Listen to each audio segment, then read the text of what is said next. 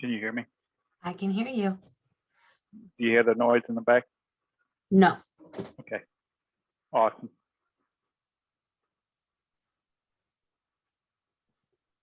We've gotten some really nice notes about our field trips today. Awesome. Yeah, I heard from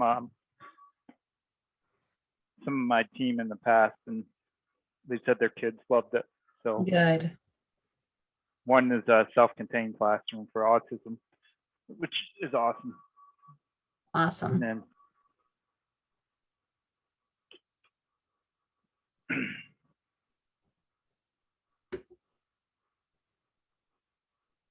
waiting on some concentrate, and everybody left me.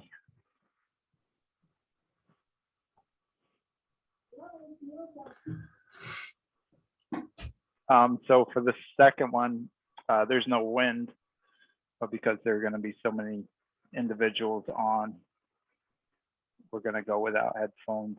I think Mary MJ wants to definitely talk about women in agriculture, so Great. I want to make sure to give her that opportunity, as she was geared up about it, so I don't want to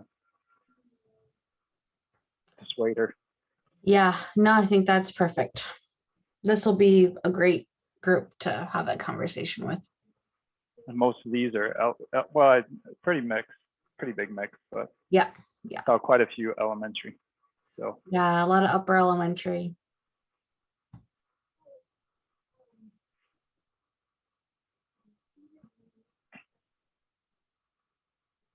and then who's the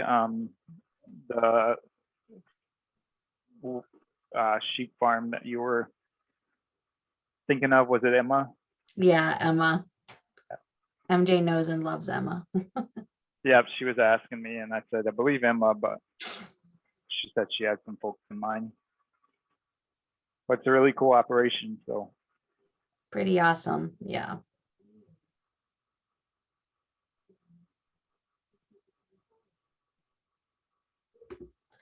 We have quite a few in the waiting room. I'm just going to wait to bring them in, just trying to wait and see if Carl's going to pop on, but he may not come on until his time to teach. So yeah, let me see if I can find concentrate real quick. I need to find water.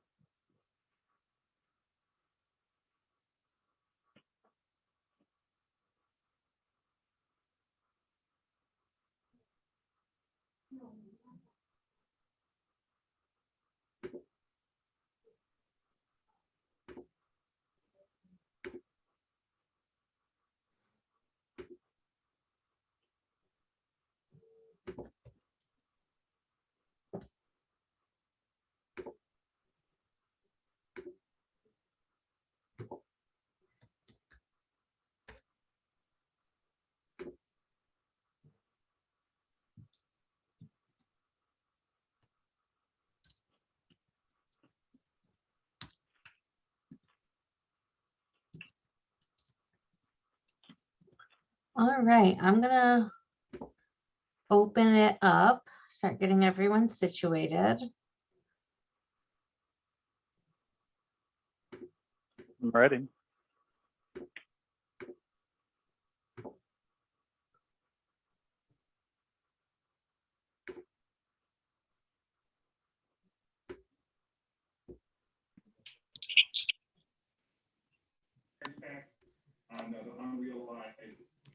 Welcome, everyone.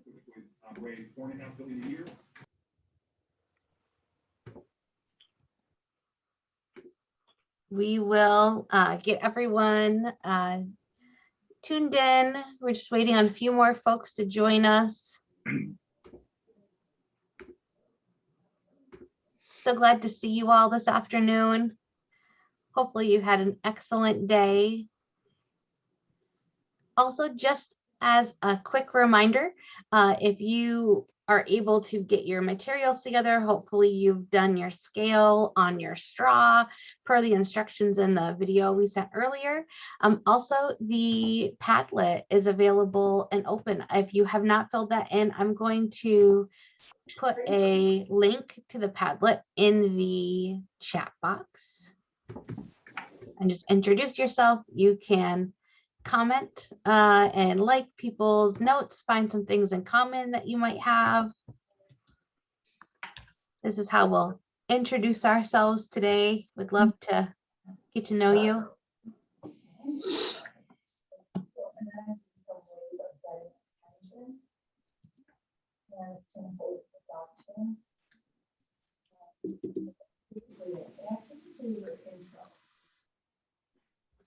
Welcome, everyone. Just take a moment, introduce yourselves.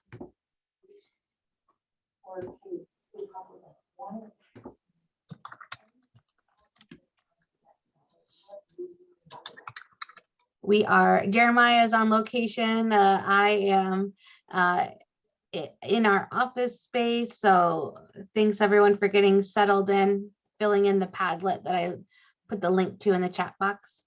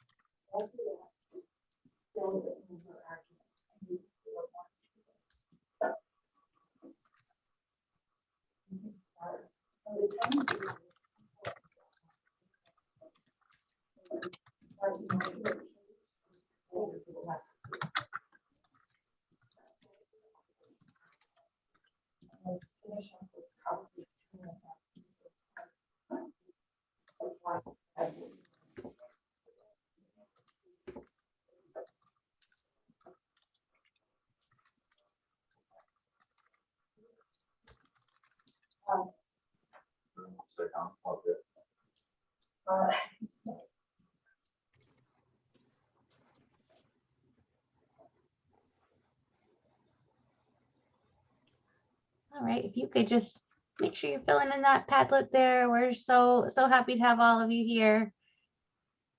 Welcome. Oh, Megan, look at that goat. Make sure you give a like to things that you see. See who else is here. You might have something in common. Just admitting a few more of our friends.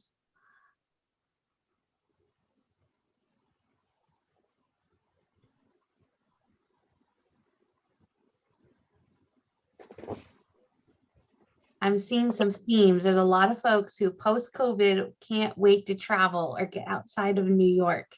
So I can't say I blame them. We're itching for a trip too.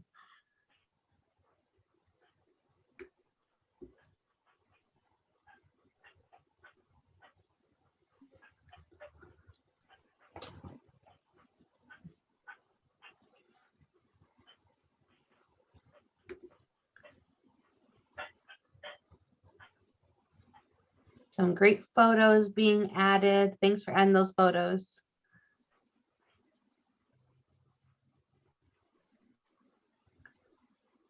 All right, well, we're at 3:34, so I think we'll get today started.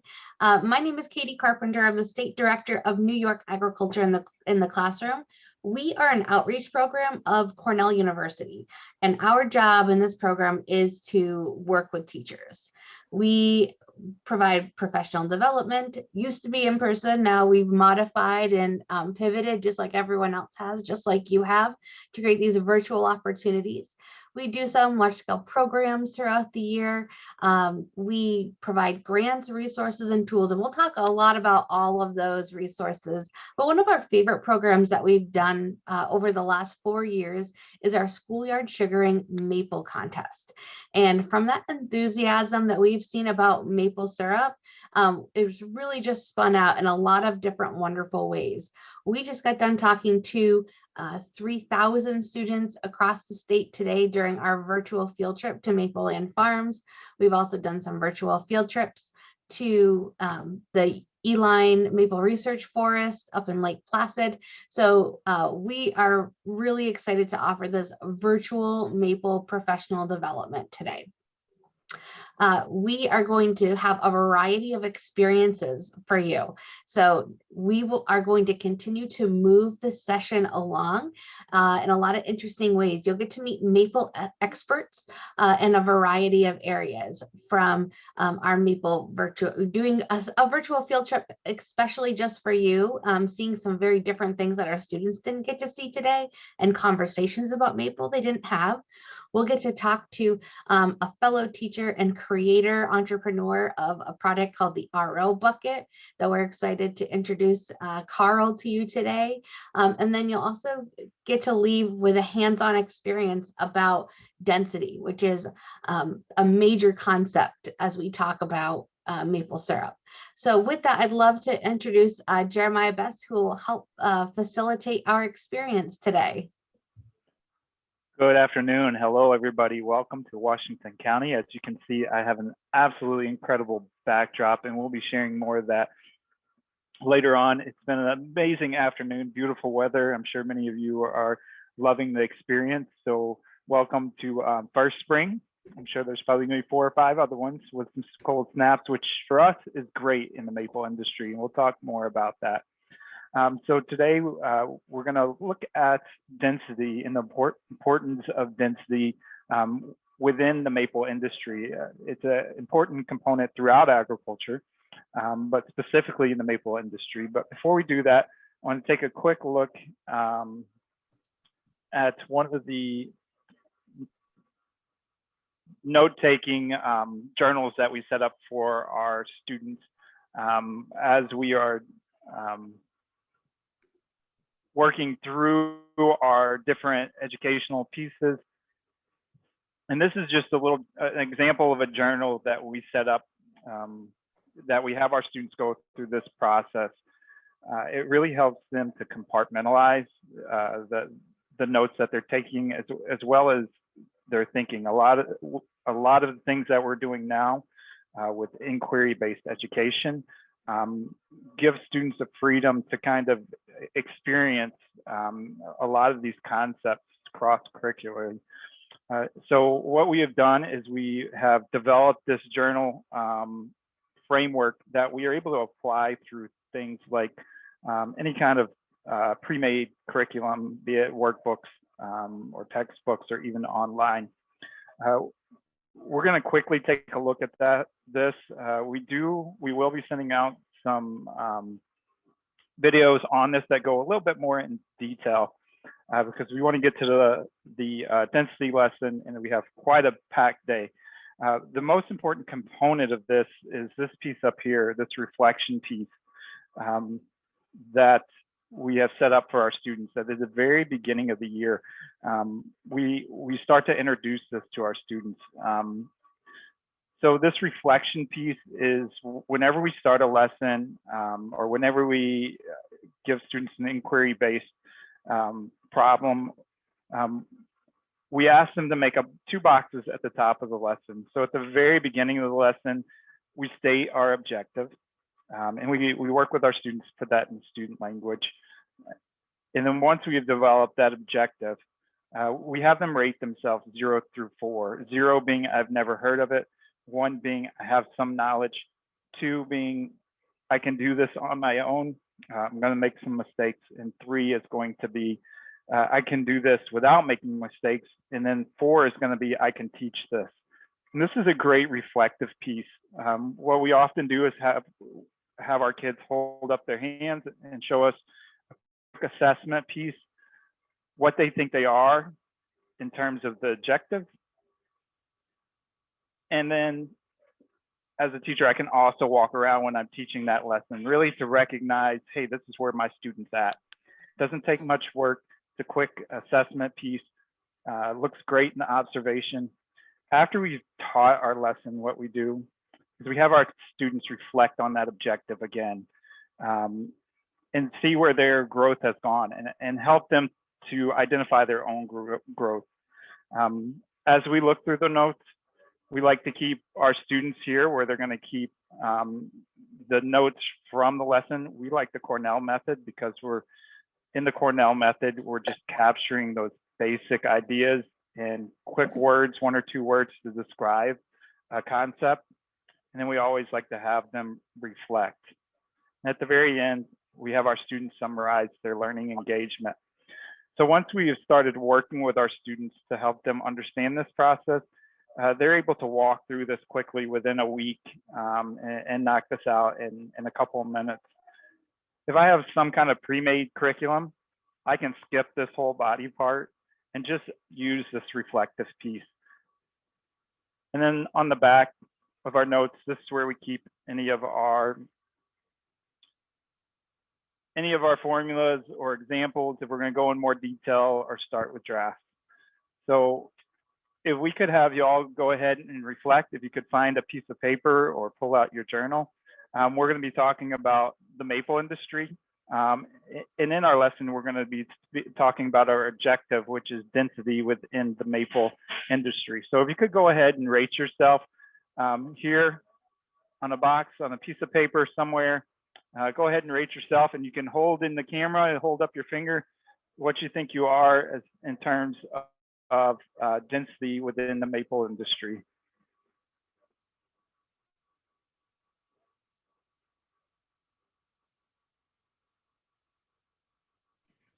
So this is awesome. I'm seeing quite a spread. A lot, thank you so much. A lot of individuals are anywhere from a 0 or a 2. A couple of 3s out there, which is great as an educator. So I know where we're at when we're looking at density. So when we're talking about density within the maple industry, it's a very important concept. When we have the sap coming from the trees, we're looking at sap that's 2% sugar. So it has 2% sugar density. When we sell it and when we put it on our shelf as maple syrup, we have gone from 2% out of the tree to 66%, 67% within this bottle. And there are a lot of processes that are going to go on to really drive that density higher. And if we determine density is just the amount of stuff that we have crammed into an object. So when we think about density in styrofoam and density of a piece of granite, we expect that piece of granite, if we put it in water, will sink as foam will float on the top. The reason why is because we've had all those atoms and molecules crammed into that piece of granite compared to that piece of styrofoam that has quite a bit of air pockets and it has not been compacted. So when we're looking at density in maple syrup, we have quite a few things that we use to measure. So the first thing that we have to measure is a refractometer. So this is a refractometer, and it's used to measure the sugar density. Now they make these for sap. They also make refractometers for syrup. And all they do to make them for sap and syrup is that we're going to create a different baseline. So for sap, we might create a refractometer that's anywhere from 0 to 10% sugar, where for syrup, we'll create a refractometer that's anywhere from 50 to 70% sugar. And the way that this works is you take a drop of syrup or sap, put it on this lens, and then you're able to look through the eye hole. And when you look through the eye hole, I don't know if y'all can see, you can see the scale within. And that's going to show me what the density is.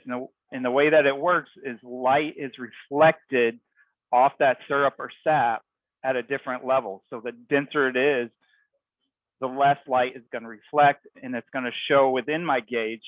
It's going to show the amount of sugar that I have. Now, the quick way to measure syrup, and you'll see that today, is that we have hydrometers, and this is what we're going to be working on building. So we have two types of hydrometers. This one is a sap hydrometer, and you can see it's 0 through 8.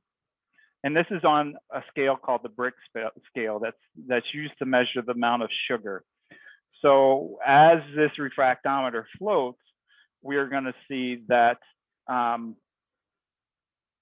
we might have 0% sugar when we're talking about pure water. And to get to 8% sugar, that's a pretty special tree. Most of our trees are going to be within this 2% scale. And the way that they measure the scale out in the field is I have 100 milliliters of water.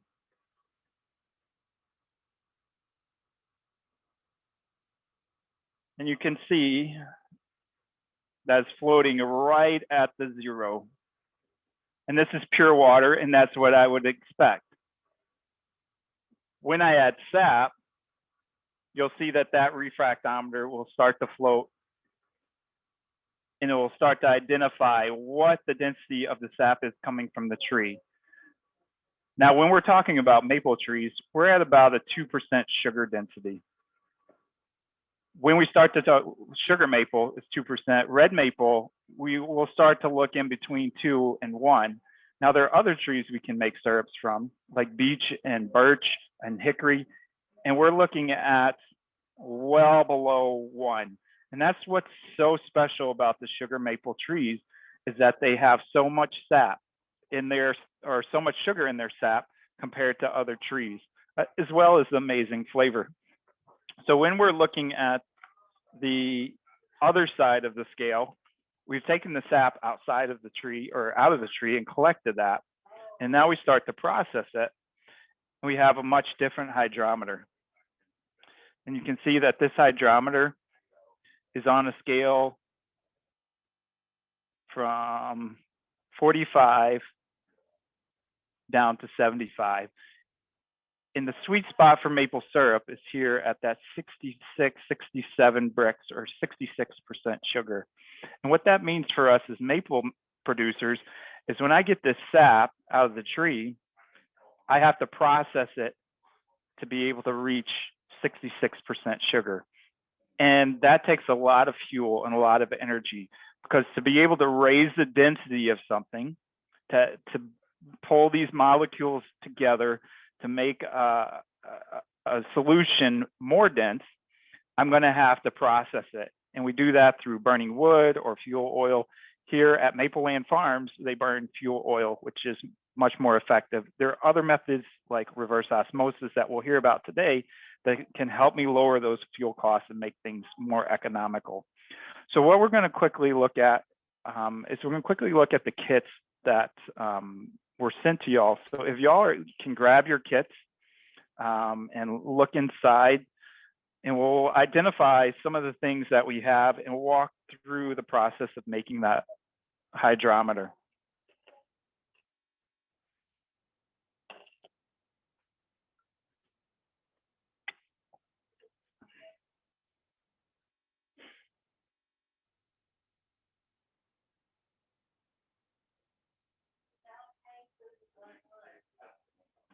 So as we start to look in our kits, we have a multiple supplies. So the first supply that we will find is that we have a clear plastic straw.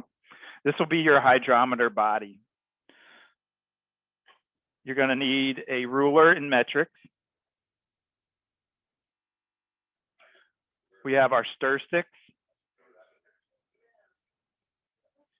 We have sent you sugar or sucrose.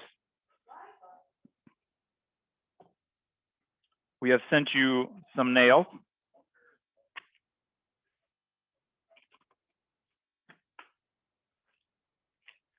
And we've also sent you some clay. And the clay we're going to use to seal our straws at the bottom of a hydrometer. Our hydrometer will only be going in the water so far, so we don't have to worry about sealing the top. We only need to worry about sealing the bottom. And all we'll do is use our clay to pinch that off. We'll take a look at that here in a second. So our first step, and we sent you a video, is that we measure out our straw. And I'm going to take a quick look at that. We're working with metrics.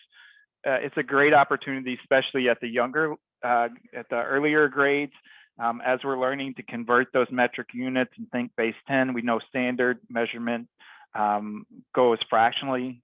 It's not based on 10, but it changes its base quite often, from a half being base 2 to a 16th being base 16. So when we're looking at metrics, we know that it's always base 10 and it's universally accepted across the world with scientific research and in the scientific communities.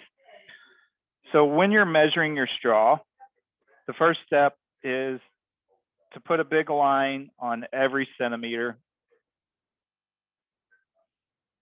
And you can see I have quite a large gap. And this is going to be similar to the brick scale when we're talking about our hydrometer.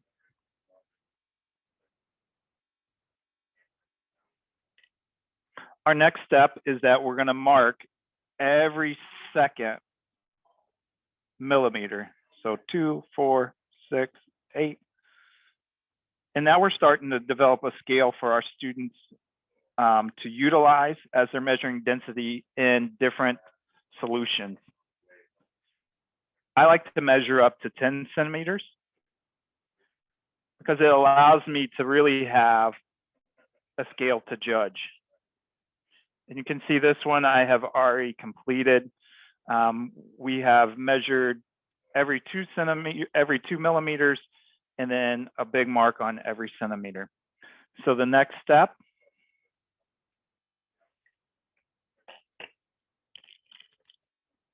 is to take your clay and just have them push it in a few millimeters at the very bottom, seal that in. And as you can see in my hydrometer, I have a sealed in at the bottom. Now this has a lead weight. So instead of using the lead, we have sent you the nails. And when we start to add nails, something that we found is I can start reading the scale here at the bottom. But if you notice, when I drop my hydrometer into my cup, my hydrometer sank to the top of the scale. And really what that's going to do for your students is it's going to give it stability in the cup. If I have a little bit of weight, it's going to want to rock over.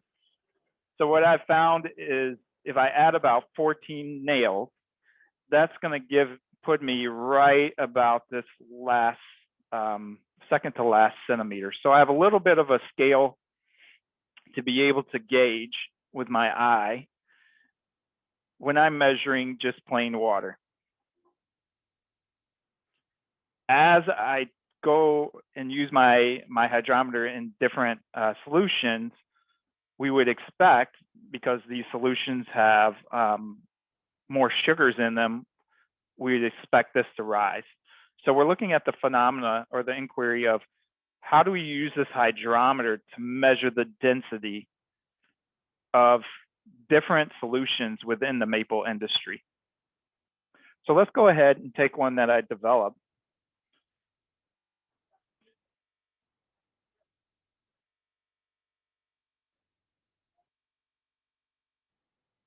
And we're going to go ahead and use the hydrometer that we built. So this is the hydrometer that we just completed. We can see we have it sealed. We have our units marked off, and we also have our 14 nails. Now this is 100 milliliters of just pure permeate.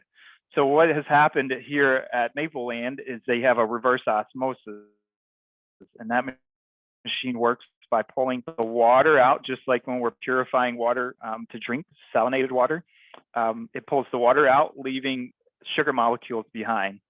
That water and the sugar molecules that are left behind are called a concentrate, and that's going to raise the density of the sap that they have to boil. When we're thinking about salinated water, we want to dump that water that has all that extra salt. So we want to dump that concentrate. But in the maple industry, that's reversed. We don't want to dump that concentrate. That's where we're going to make our money. That's what we're going to use to make our syrup. So what they do is they dump the permeate, which is just pure H2O. We measured that with the sap hydrometer, and we knew that it was a 0 H2O.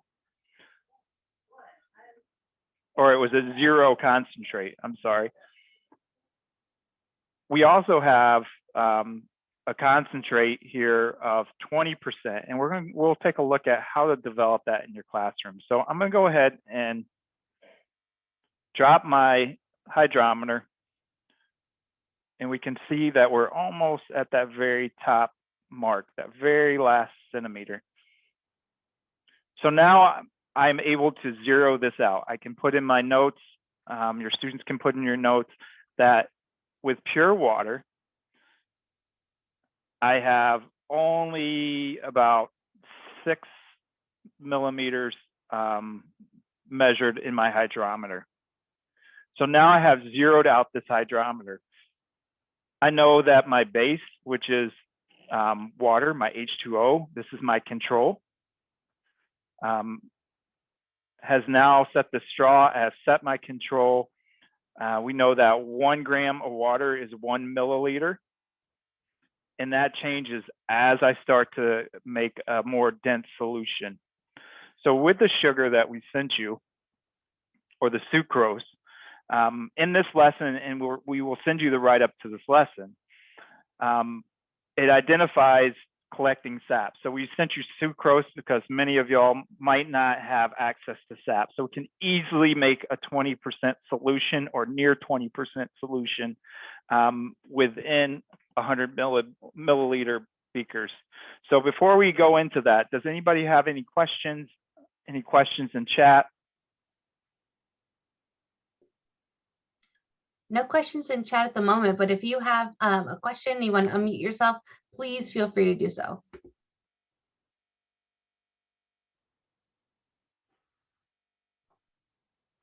Looks like we're good, Mr. Best. Awesome. So this solution is a concentrate solution. This was pulled off the RO. Here's the permeate, which we measured, which was 0. And here is the concentrate. So this is the sugar and water that was left behind after going through the RO. Now you can develop this on your own. Here they're able to measure the amount of concentrate or the amount of sugar within their concentrate, and they identified this at about 20–21%. So they went ahead and lowered from the tree that 2% sap. They have already made it a 20% concentrate. And you can think of the fuel that's saved. Every time I go by a power of 2, I'm saving 50% of that fuel, and I'm cutting those fuel costs and energy costs. The way that we can make this solution in your classroom is that if we measure 80 milliliters of water,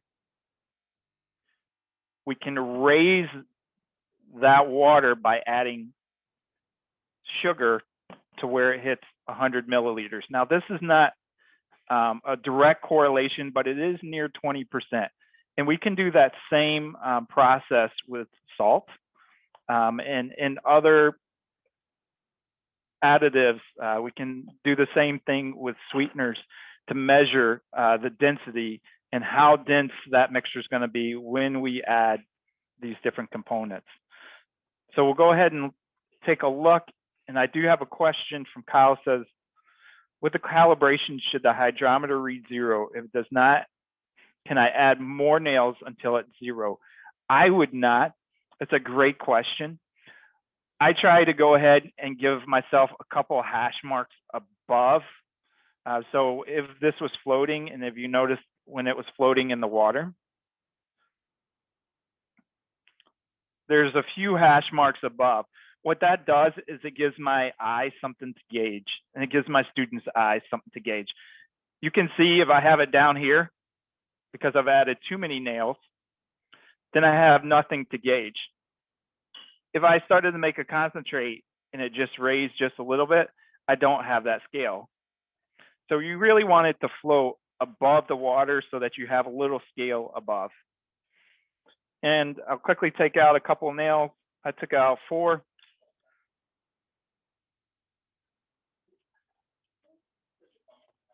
6, 8, and we can kind of see if I was starting to use the scale, because I don't have enough weight, it's really hard for me to read. So we found that if we add enough nails so that we can get it really to kind of push to the top of the scale, that we have something for our eye to compare. Does that answer your question, Kyle?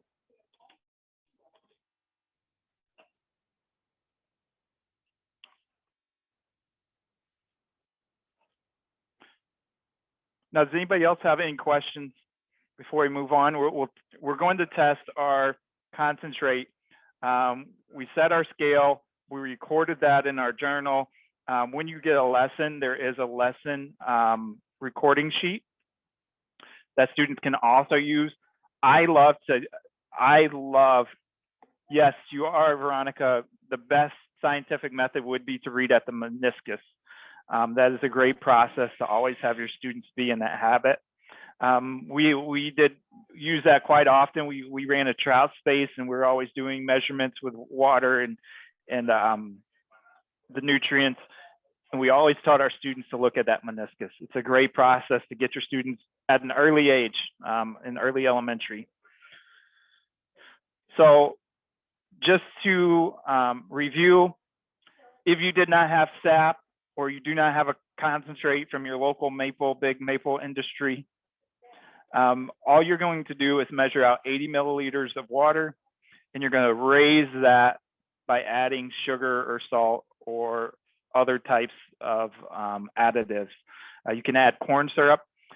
Word of advice, if it's warm and your water's warm, it's going to mix easier, and you're going to have an easier time mixing those solutions. If it's cold, down south, we love sweet tea, and you always add sugar to the tea while it's hot, not cold, because that sugar will sit at the very bottom and take forever to mix.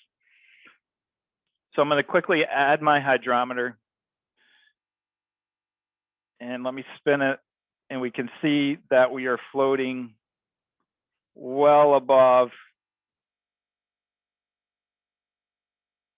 my permeate, or my 0% water.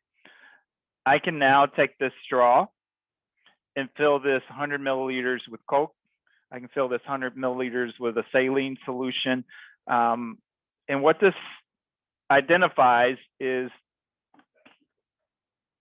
the amount of energy in the maple industry, and the importance is when we're getting this 2%, we look at a gallon of maple syrup and see a $40 price tag and wonder why. But if you see behind me, there's quite a lot of equipment, and there's an $80,000 RO machine behind this equipment. All this goes into processing, and there are many man hours within it. And this is just 20%. We have to go another 40% to 67% density to be able to call it legally in New York State and then the US maple syrup. Now, quickly, I'm going to add, just so we have something compared to, we used our homemade hydrometer, we used our SAP hydrometer on the water, and I just want to add it, and we can see the difference that our hydrometer is floating well above 8. Now, one last tip. When I'm using a hydrometer, just like anything else, any other type of science equipment, I'm going to want to wash this hydrometer off if I put it in anything other than water. The reason being is, I don't know if you can see the sticky sugar that's already on this hydrometer. If I was to go from my pure water into a solution and then try to measure another solution, I've already added mass to the straw. So what it's going to do is it's going to throw my reading off. So I need to measure this hydrometer or make multiple hydrometers. So when we take a look back at our objective, does anybody have any questions?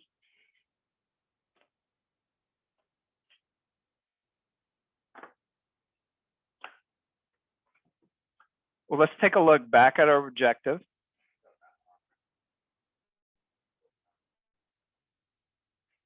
And our objective was density within the maple industry. If you rated yourself at the beginning of the lesson, I would like for you to go ahead here at the end of the lesson and re-rate yourself. If you could hold it up in the camera and let me know what growth you think you made when we're talking about density. I have some 3s, and it looks like some teachers who were at 0s and 1s. And if you notice, I have a very quick assessment. So if my administrator walked in the middle of my lesson, and I could say, okay, let's pause and let's quickly take a look, reflected on our objective. Where do you think you are midway in the lesson? Hold your hand up. Boom, I quickly, in my observation, have a authentic assessment. And to make sure at the very end of your lesson, to quickly have your students reflect, which is also very important in your observations. And as an educator, is always reflecting and having your students be honest about their reflections. And that's a great opportunity for me. I might just have recognized with y'all that I did very poorly in the way I taught today. And I saw a bunch of 1s at the lesson. And at the beginning of the lesson, I saw a bunch of 1s at the end of the lesson. Might have been fire alarms all day. You know, we can reflect and we can start to look at our teaching and have our students start to reflect on their learning. So I have a question for Barb. Is there anything special about the size straw? Would there be any issues with using a larger diameter? We looked at multiple types of straws. The one thing that you really need to focus on is your nails in your straw opening. When we were looking at these, we were looking for a weight. Something else that you might be able to use is little steel balls.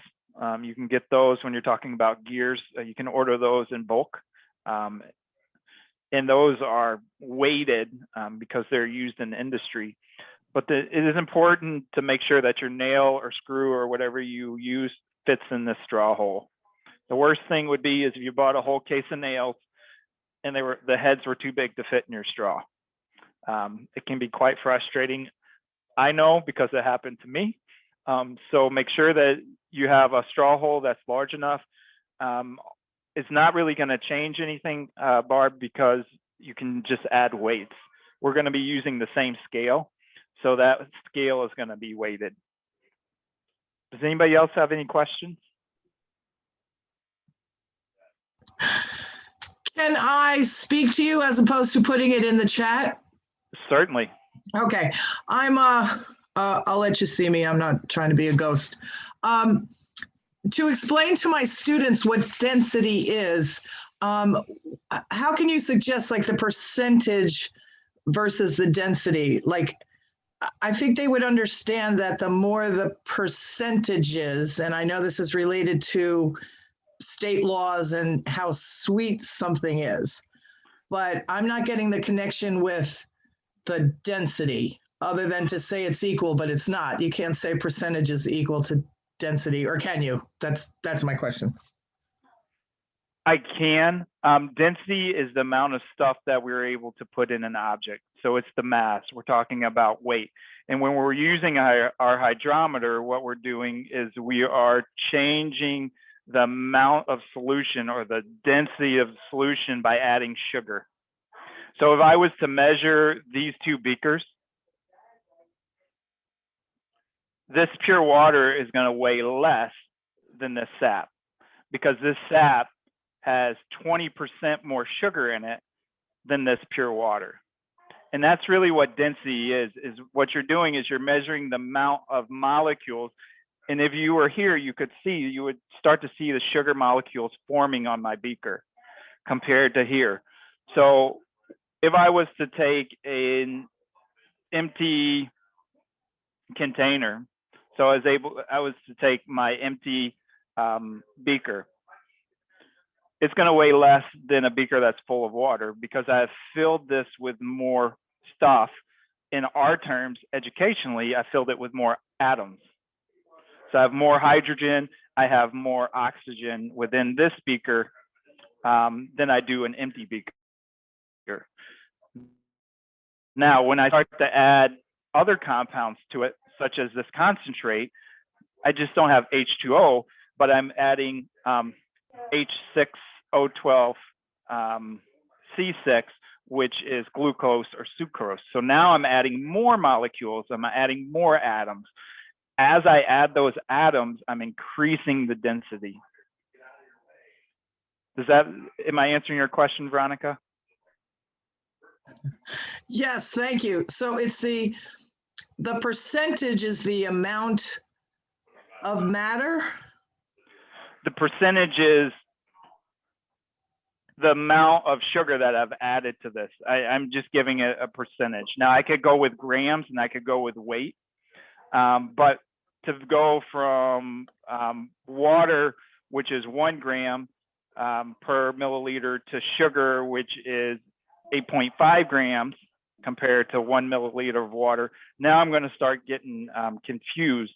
Right. What we're doing in the maple industry is we're converting that weight in a hydrometer to take out that whole percentage part and the measurement part so that I can quickly, these guys are boiling sap all night long, they're in the sugar bush, I can quickly take my hydrometer, dump it in there, and I can easily measure it by eyesight, and I can move on and get to something else. Now they could go out and take their scales out and measure the difference between the two, but that's going to take a little bit of time. On top of that, I have to clean it up. So time is money when we're talking about business. So does that answer the question? Yes, it does. Thank you. Awesome. Thank you. Great question. Does anybody else have any questions before we move on? Well, I want to thank you all so much for the opportunity to work with you. Please, if you have any questions, definitely reach out. I know we have. Yes, sir. Can I ask one thing before you leave us? Yes, sir.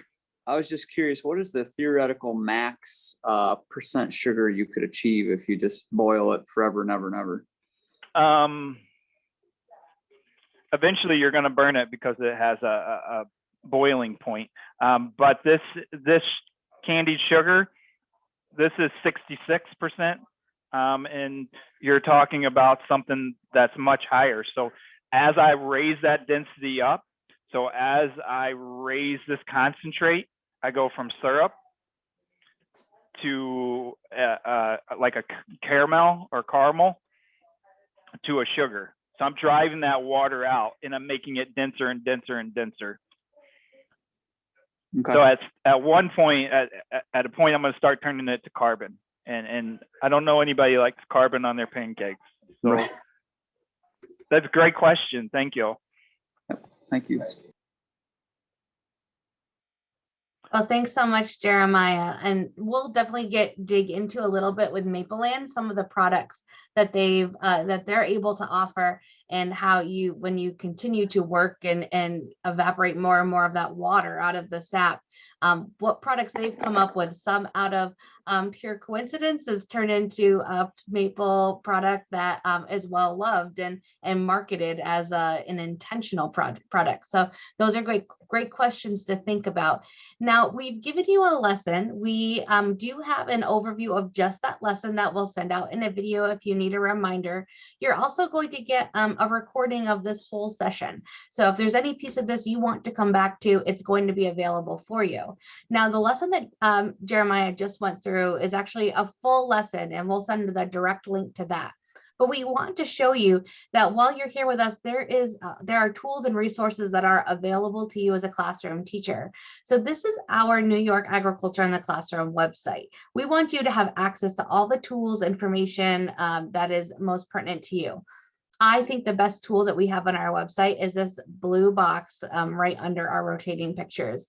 This is the online National Curriculum Matrix. It's an online searchable database of the best lessons from across the country.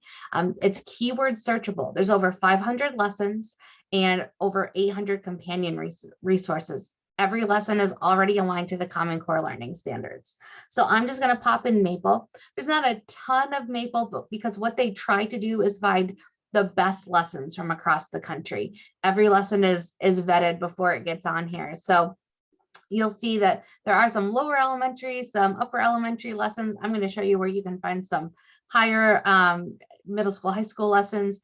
But every lesson on this matrix looks exactly the same. It has all of your essential files, your vocabulary, your background information so that you feel confident talking about these topics.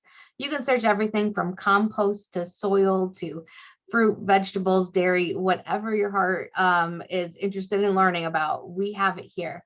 These are full lessons. If they reference a PowerPoint in the PowerPoint is included with the lesson. There's great companion resources and enriching activities, evaluation, elaboration. Every lesson is exactly the same, just like this, has all these pieces. Also, every lesson is already aligned to the Common Core Learning Standards. So if you need that, if you need to show your administration that going out and tapping trees is related to your curriculum, we have that here for you. So this is our National Curriculum Matrix. It's free online. You can access it anytime, day or night. So it's one of our favorite tools. Now, we're going to also send you a link to our friends in New Hampshire, created a series of lessons, and they call it Tapping into Maple Traditions, and that's where this lesson today came from. So you can see there is all sorts of great information. There's some of the middle school, high schools are some of my favorite lessons. So they have a Maple economics lesson. So looking at our free market system versus the quota system that's based in Canada. Obviously, Canada is a huge producer of maple syrup, and how are they able to do supply management and what that means for us.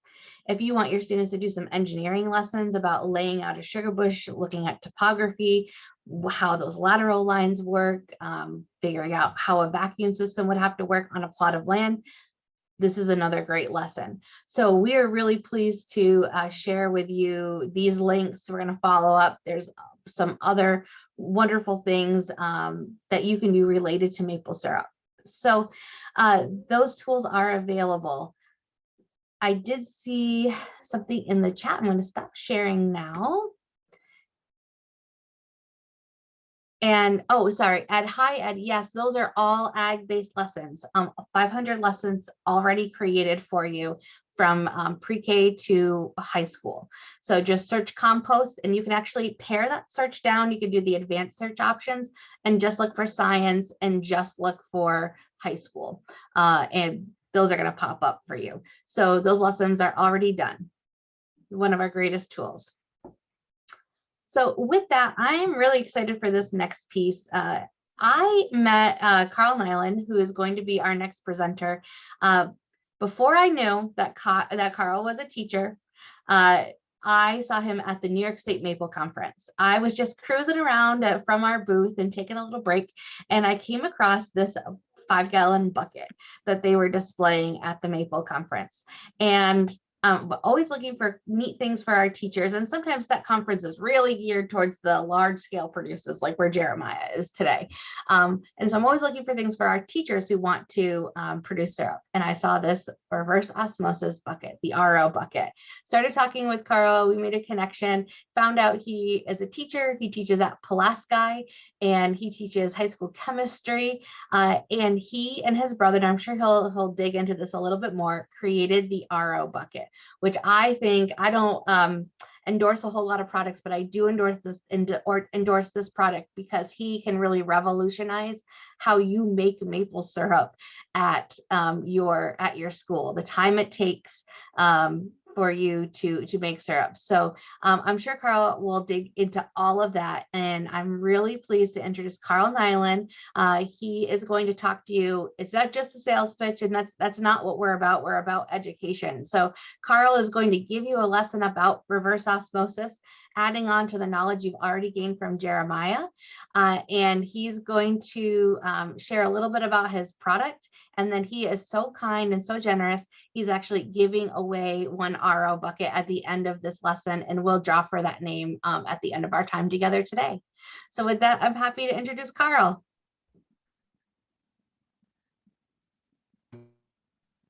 All right, I think I'm on. Can you guys hear me? Yes, yep, you're good. Thanks. Yeah, I just took the long drive home from Pulaski and found out my camera's not working. So we'll just have to deal with audio, but at least we have that. So I think I'm sharing my screen. Can everybody see that? Yes. Okay, cool. Yeah, thank you so much. You know, it's an honor to do these sessions. I really appreciate it. You know, when I get the email once a year from Katie that she's doing this, it's exciting. And I did one for Virginia back a while ago, and you know, same thing, and we got really good feedback. So I really like talking to people and you know, hearing your guys' questions and even learning from you. So if you have questions throughout this, feel free to interrupt me. You know, it's pretty informal. Speak up, and otherwise, if we get to the end, I might kind of lose my train of thought and not be able to answer you as well. So feel free to interrupt. So I'm going to talk to you a little bit today about reverse osmosis in general and how it applies to maple syrup production. But as Katie said, I'm not really going to pitch, you know, my product. There's a lot of ways you can make like a little hobby RO system relatively inexpensively. So we'll talk about how that works and what you would need to do that and what some of the benefits are. So a little bit about myself. I got into this RO stuff about 5 years ago. I had an after-school maple syrup club. We ran maybe 45 to 50 taps, and I found myself collecting during my free periods with students, and they were really enthusiastic about it. And then when 5 o'clock ran around and everybody left, I was stuck finishing boiling and draining pans and cleaning up. So that got old pretty quick. So I wanted to sort of come up with a way to make the process a little quicker so that everybody could leave at, you know, 4 or 5 o'clock. And that's when I made my first little mini RO system in a bucket so I could throw it in my car and clean it when I got home and, you know, spend more time with my family. So that's sort of where I started, and we'll talk a little bit more about that in a bit. So I got my BS in education from Oswego. I grew up in Fulton, New York, so I've been in New York my whole life. I got my MS in chemistry from Oswego, and then I started teaching 12 years ago at Pulaski as a chemistry teacher. I now teach physics as well. And this is an old PowerPoint, it hasn't been updated, so this 2 years has quickly turned into 5, which is kind of a wake-up call to me that I've been doing this a little too long. So let's get into how RO works, and then hopefully, you know, we can have a little dialogue here. So what is RO? How does RO work? Why it's beneficial? And then a big question people have is sizing. Even when I sell them to people, they always want to know, you know, what system's going to work for them. And that's obviously a function of, you know, how much time you have the day before to concentrate sap, and how fast you boil, and how many taps you have, and how big you plan on getting. You know, as we all sort of learn, RO maple syrup is like the addictive hobby, and 2 taps soon turns into 10, which turns into 50 and 100. So it kind of gets out of hand pretty quick and expensive. And then understanding the boiling process, and we can talk a little bit about, you know, how caramelization occurs and how the flavors develop throughout the boil.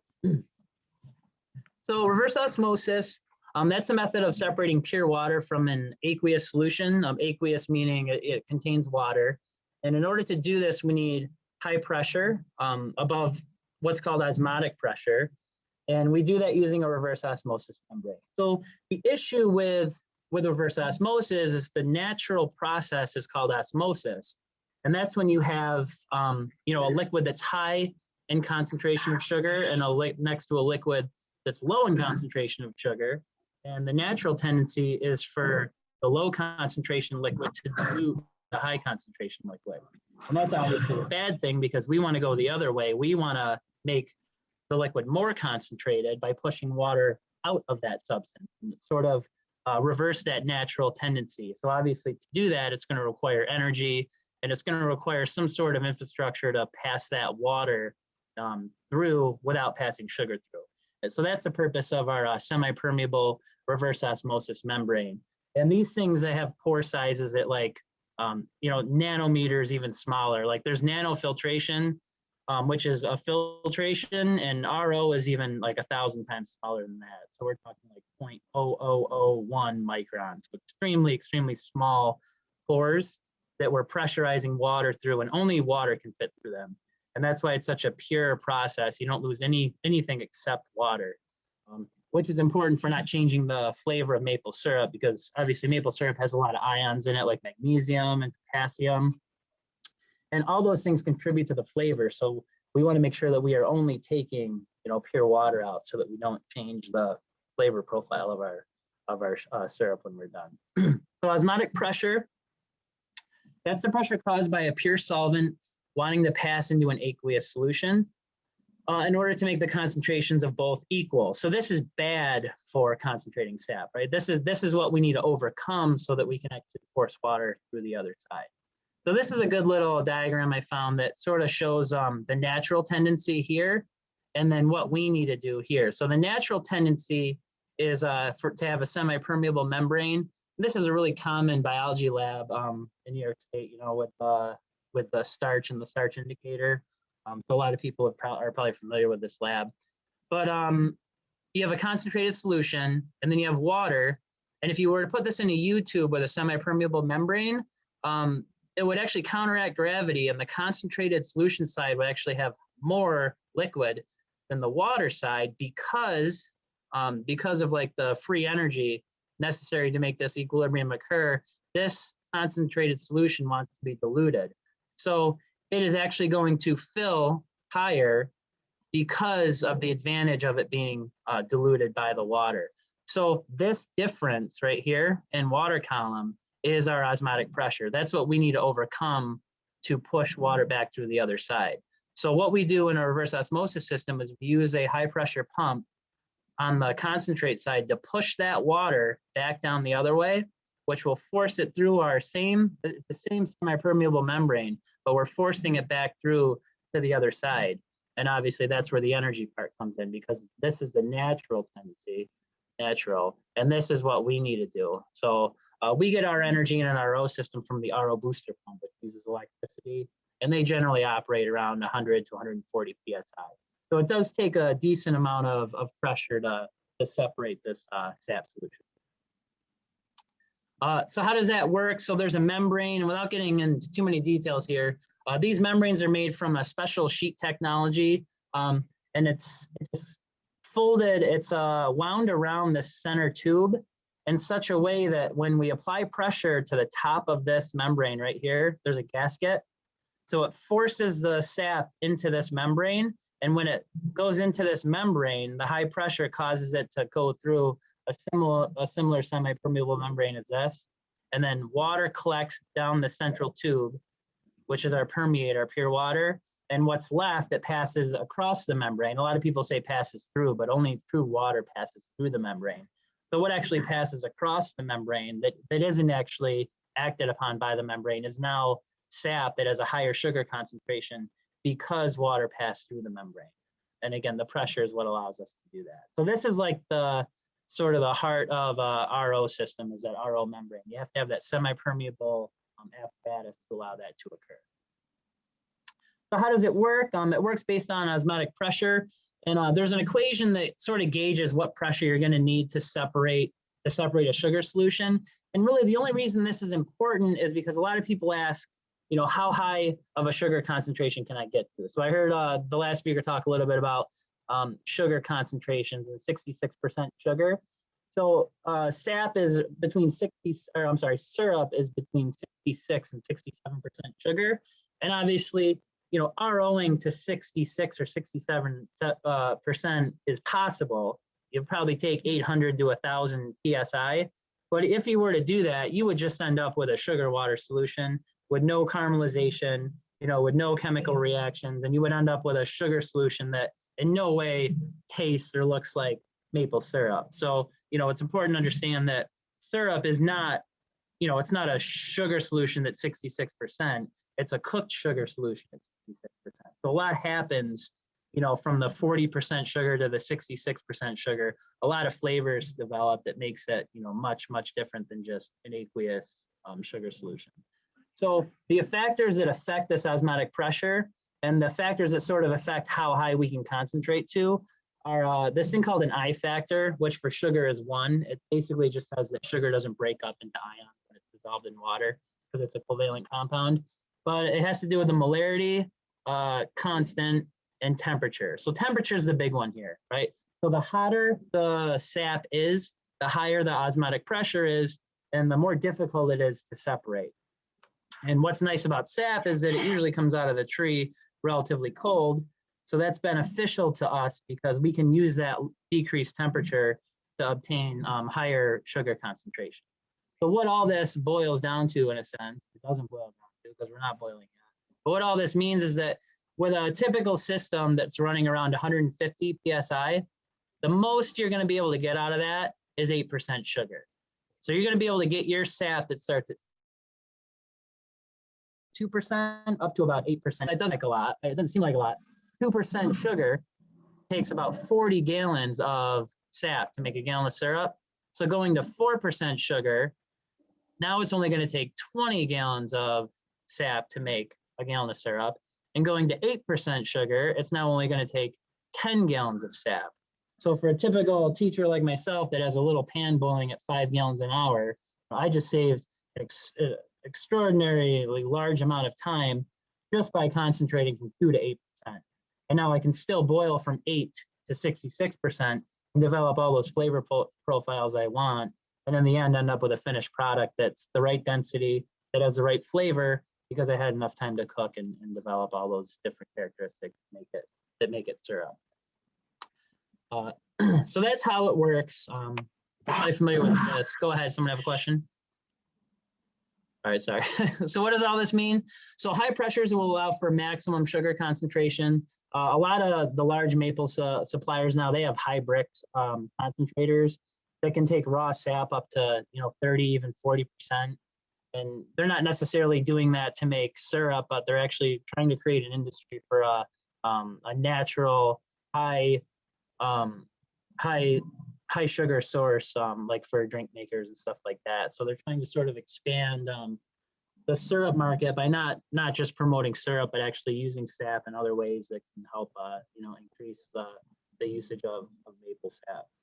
So colder sap will allow you to achieve a higher sugar concentration. Warmer sap processes faster. We can talk about that in a little bit, but obviously you can't get as high of a sugar concentration. And then the higher the sugar concentration, the higher the osmotic pressure. And that's really what's important here, is that as osmotic pressure goes up, it's harder to separate that solution. And that's sort of the limiting factor with an RO system. Once you get enough sugar in that sap, you're just not going to be able to squeeze more water out of it. Why'd you take all day? Someone asked about density earlier. So we measure density using a hydrometer. A hydrometer it's kind of an arbitrary device. Hydrometers are made, basically they take glass and they seal them up and then they float them in pure water. And then they mark that as a 1 value. So, and this is called specific gravity. So now that's called 1. And then as they add 2% sugar, they mark a new line. Sorry, Carl, I'm so sorry. I Yeah. accidentally muted you. Oh, that's no problem. For how long, like 10 minutes? No, just kidding. So what they do is they make this glass device, they float it in water and they mark like a scale of 1. Then they add 2% sugar and they mark a line, 4% sugar and they mark a line. And then they call that different specific gravities. So this measures the relative density of the solutions. And that's how we measure the density of sap based on the relative density of that sap relative to pure water. And then we call that like 1.010, 1.020. And obviously the higher the density of the sap, the higher this column is going to float because the liquid is now more dense. So we measure relative density. So why RO for maple syrup production? So the things that RO can offer you are time savings, cost savings, energy savings, and high quality product. The big things I found with teaching is mainly time savings. Most of the cost savings, like I burn the school's electricity and natural gas, so I could care less. how long the evaporator's on for. I just want to get out of there by 5 o'clock. So time savings is a big thing for us, you know, for more commercial people or people doing as a backyarder that want to sell syrup and make a little money. Obviously, RO can save, you know, a lot of fuel because it takes a lot more fuel to burn 39 gallons of water, boil that off, than it does to boil, you know, 15 gallons of water off. Energy savings, and then higher quality product. And the higher quality product, that's not really directly related to RO. You know, our ROing it doesn't make the sap better. It doesn't make the syrup better, and it doesn't change the flavor of the syrup. But I find that for most hobbyists, you know, we're boiling all day, and then like the really critical, crucial steps that happen right when it's about to be syrup, like checking the density when you bottle it, making sure it's over 180. All those little things you tend to skimp on because you're tired out, you've been boiling all day. So by using RO or other methods to make the process faster, you can spend a little more time on those really important steps and ensuring that your density is right in the final product, and that, you know, it doesn't go moldy in a month, and that it's not too thin or not too thick and crystallizes. So I say higher quality product just because you know, time can be better served in those final steps than just sitting there watching the evaporator all day. So this is a little table I put together. So this is an analysis for a typical backyard sugar maker who can evaporate 8 gallons per hour. So that would be like a 2x4 flat pan. Basically for flat pans, you get 1 gallon per hour of evaporation per square foot. So for a 2x4 pan, you're gonna get 8 gallons per hour on a flat pan. So assuming you concentrate 4% from a 2% feedstock, what you see here is hours boiling with RO, without RO, and then hours boiling with RO. So obviously, to make 5 gallons of syrup, you're gonna have to boil for, you know, 20, probably in the table here, 5 gallons of syrup, you're gonna have to boil for 25 hours versus 12.5 hours. So you're saving 12 and a half hours, you know, just by running it through an RO machine one time. So that's probably 2 days for most people. And that's just for 5 gallons of syrup. So like we made 30 gallons of syrup at our school last year, and we RO'd to 8%. So even if we RO'd to 4, we would have saved 75 hours because this is what we cook on. So we actually saved, you know, much more than that because we ran it twice. We saved closer to about 100. Hey, Carl, I didn't mean to interrupt you, but we do have a couple of questions, and I think Yeah. Ed's relates to this table. Ed wants to know, is 8% the goal before boiling, or could you go even higher?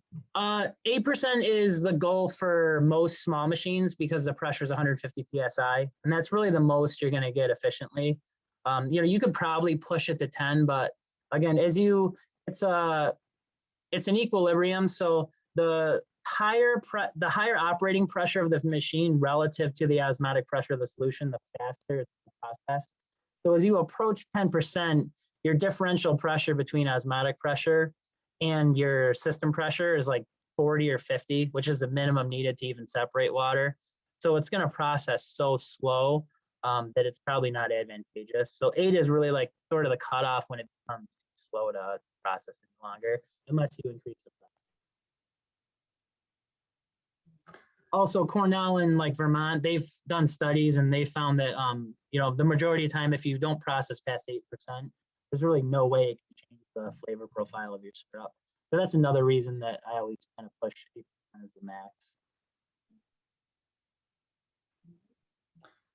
Was there another question? There is. Yeah. So David wants to know, when you put your sap through the RO, is it more beneficial for the sap to be cold or to be warm? Yeah, I recommend cold for a couple reasons. When you RO, you're concentrating everything because it's such a clean, you know, precision process. You're increasing the sugar and you're also increasing the bacteria. And in a sense, you're actually adding a little heat to it too. You know, some energy from the RO process gets transferred to the sap. So what you're left with is a higher concentration of sugar with higher concentration of bacteria and slightly higher temperature, which is like a breeding ground for bacteria. And that's going to break your, you know, your sucrose into fructose and glucose and make that darker syrup, which a lot of people don't like. So you want to keep, you know, once you RO, you want to boil really quickly, like within 24 hours or so, just because of that elevated bacteria level. Also, when the sap's colder, it's going to, the osmotic pressure differential is going to be greater. So you're going to be able to achieve those higher concentrations.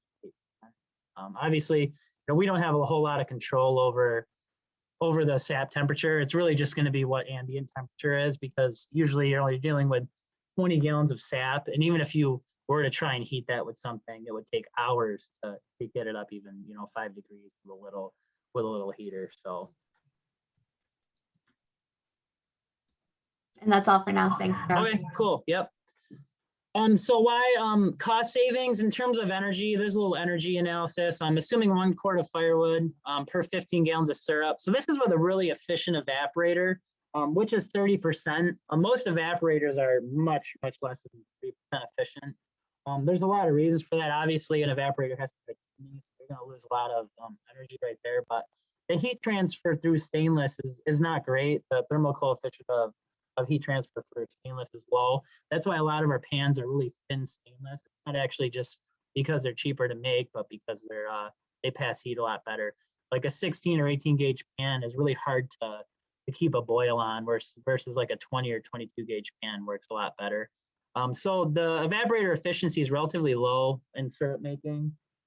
But for a cost analysis, again, these are gallons of syrup made. So for even 10 gallons of syrup made, cost savings on wood would be somewhere around $60. You're burning propane. This is the cost from a couple of years ago, so it would be more now. But you're looking at close to $75. Again, and that's with a single pass. That number would go up if you were to run it through. I say single pass. When I say that, I mean like from usually we run it through the RO at a 50-50 percentage. So we take half the water out per pass. So a single pass would be from 2 to 4%. And then a second pass would be from 4 to 8%. So that's what a single pass, double pass means. So cost savings as well. Well, if you make 10 gallons of syrup a year in a 2x4 evaporator, you'll save 12.5 hours of boiling time, $67 in fuel costs. And the big thing, which is what most of us do whenever we get free time during maple season, is we just put more taps in. So in a sense, you could just cook for the same amount of time and just increase your retail value of $600 by making twice as much syrup. So that's also another way to look at it if you have the ability to expand. Like the main reason I tap at school is for fundraisers. Like there's literally no better fundraiser than having a group of 20 kids make syrup for like 2 months. Like you can raise $2,000 to $3,000. It's all profit. You know what I mean? It's like the kids just donate their time. Versus like if they go sell donuts or something, they make like $300. It's like, it's like not even worth it. So yeah, this is like the best fundraiser. So using an RO and really increasing your retail profit is great. And I find a lot of people will pay like $20 a quart for it just because the school is selling it and it has their label on it. So it's a great fundraiser idea. I'm probably running out of time here, so I'll run through this quick so we can do questions. But there's a lot of different ROs. We're focusing on the hobby size ones. So we have units that start at $275. That's a kit that'll process 8 gallons an hour. You can build that same unit using parts on Amazon and other suppliers, and you can probably get the cost down to like $250. Our stuff I think is better. I'm probably biased, but but we have good luck with our stuff. But it's relatively cheap to put one of these things together. It's not like it's going to break the bank. And for most people, it's going to pay for itself after the first or second run. So it's really kind of a no-brainer if it's something you can tackle yourself and either buy one of our kits or go on Amazon and get the parts together. When you consider it, just make sure you size it based on how many taps you have. So feel free to go on our website, and if you look at our kit schematics, our schematics aren't specific to our parts. So if you want to try and put it together yourself or buy one of our kits are all rated per the number of taps. So you can look at that and figure out how many taps you have and how big of a tap you're going to need. This is a picture of a 3-membrane system. Each of these housings will do 8 gallons per hour. So this system will do 24 gallons per hour. That will turn 24 gallons per hour into 12 gallons of water and 12 gallons of concentrate. So this is our RB15 kit. So each of these 400 gallon per day membranes will process 8 gallons per hour. These are 3 different systems we have with a single, a double, and then a triple membrane. And these are the larger membranes. So a single will process 8 gallons an hour, a double will do 12 to 16, and this will do closer to 24. This is an example of our kits. So this is a schematic on how we plumb them. So obviously the parts you're going to need to make these is a pump. You're going to need a pre-filter to filter the sap, and then you have your RO membrane. So those are really the only components you need to get a system put together. The pump supplies the pressure, the filter cleans it, and then the membranes get the water out. So I'll open it up for questions because I think we can learn a lot more from just asking questions and me rambling. So feel free to ask me anything about RO or even general stuff.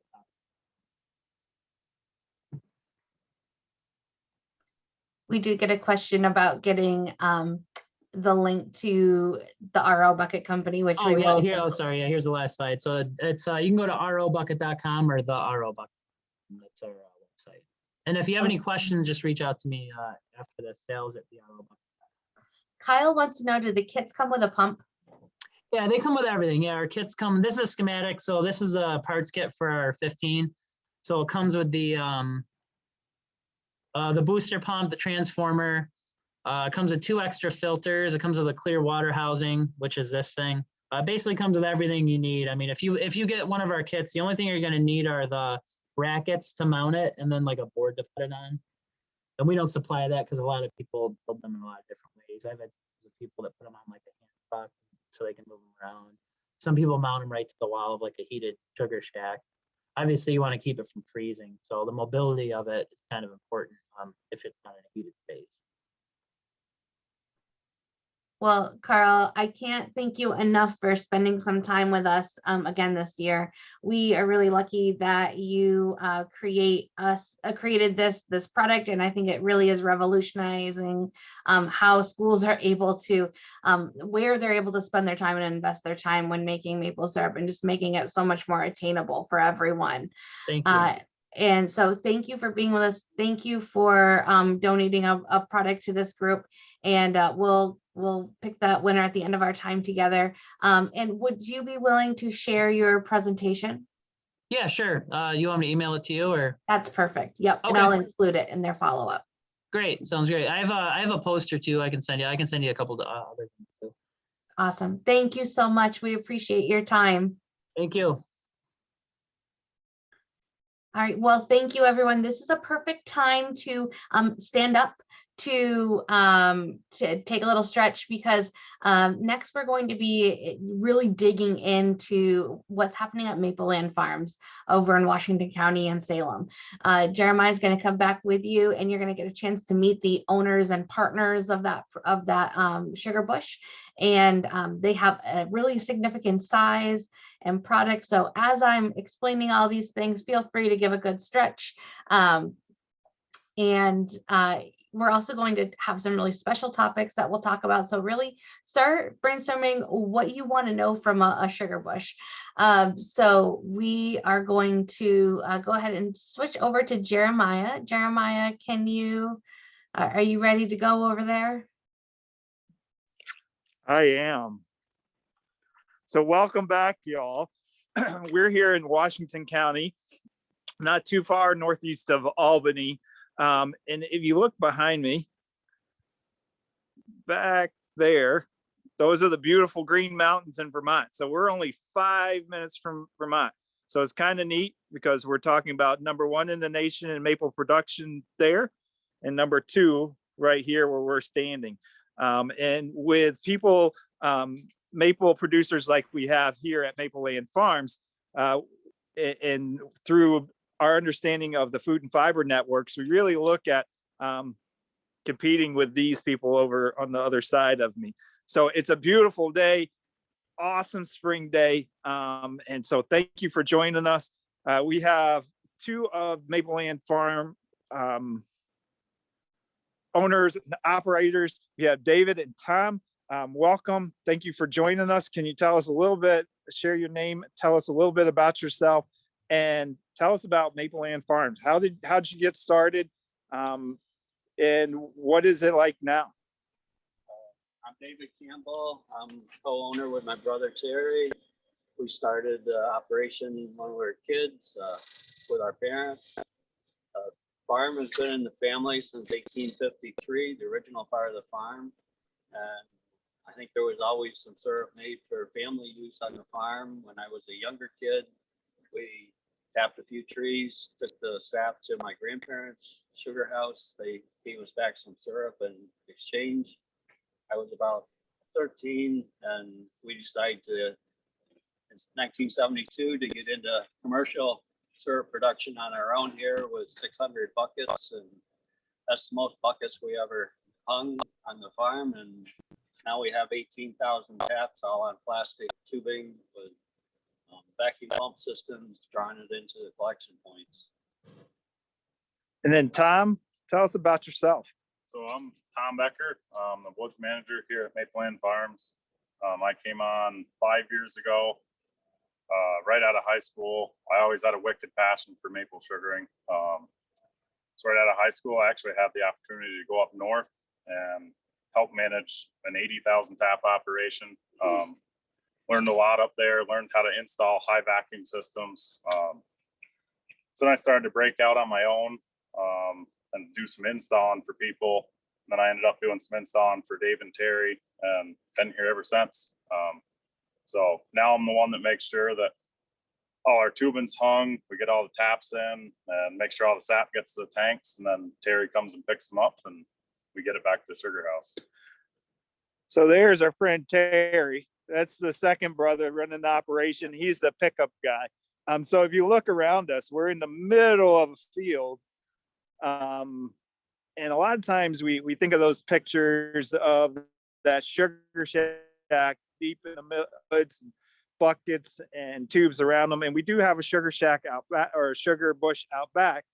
But we don't have a sugar bush here. So how do you get your sap from the woods here to the sugar shack? We haul it on trucks. We have one truck with a 2,000 gallon tank, another truck with a 1,500 gallon tank. If we have a big sap flow, we're using both of them. We located the sugar house here because we wanted to take advantage of the view we have on top of the hill, and we don't have any big wood lot that goes to one point. We have 5 different big wood lots, and at the time we built the sugar house here, we didn't even own and have very many taps in the wood lot that has the most taps in it now. So we located it here because we wanted to bring visitors here to let them enjoy the view. We had past years, we've always done the Maple Weekend open house and do a pancake breakfast here for 2 or 3 weekends, and usually we'll feed 500 people a weekend here during that season. Awesome. So Tom, you mentioned to us that before you came back to Mapleland, that you were plumbing other people's sugar bushes. Yep. We have a setup behind you. While we're taking a look at how you tap a tree, if you could show us the things you need. What does that mean, plumbing? So, like David said, most of our systems are all on plastic tubing. We don't hang buckets anymore. So we use a spout that we actually cut off and recycle every year. So every year we need to come and pull these spouts out of the tree at the end of the season. And then the following year, we have to go back to the tree. And all you really need is just a simple cordless drill with a good sharp bit. You drill a hole in the tree.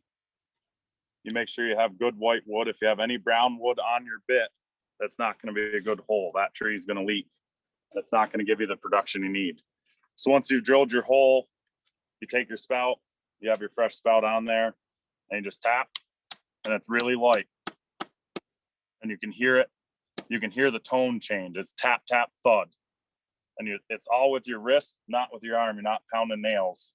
The harder you pound on that, you could potentially split this tree here anywhere around this tap hole. And anywhere you have a split, you're going to start losing production, especially in a vacuum system. That split will leak.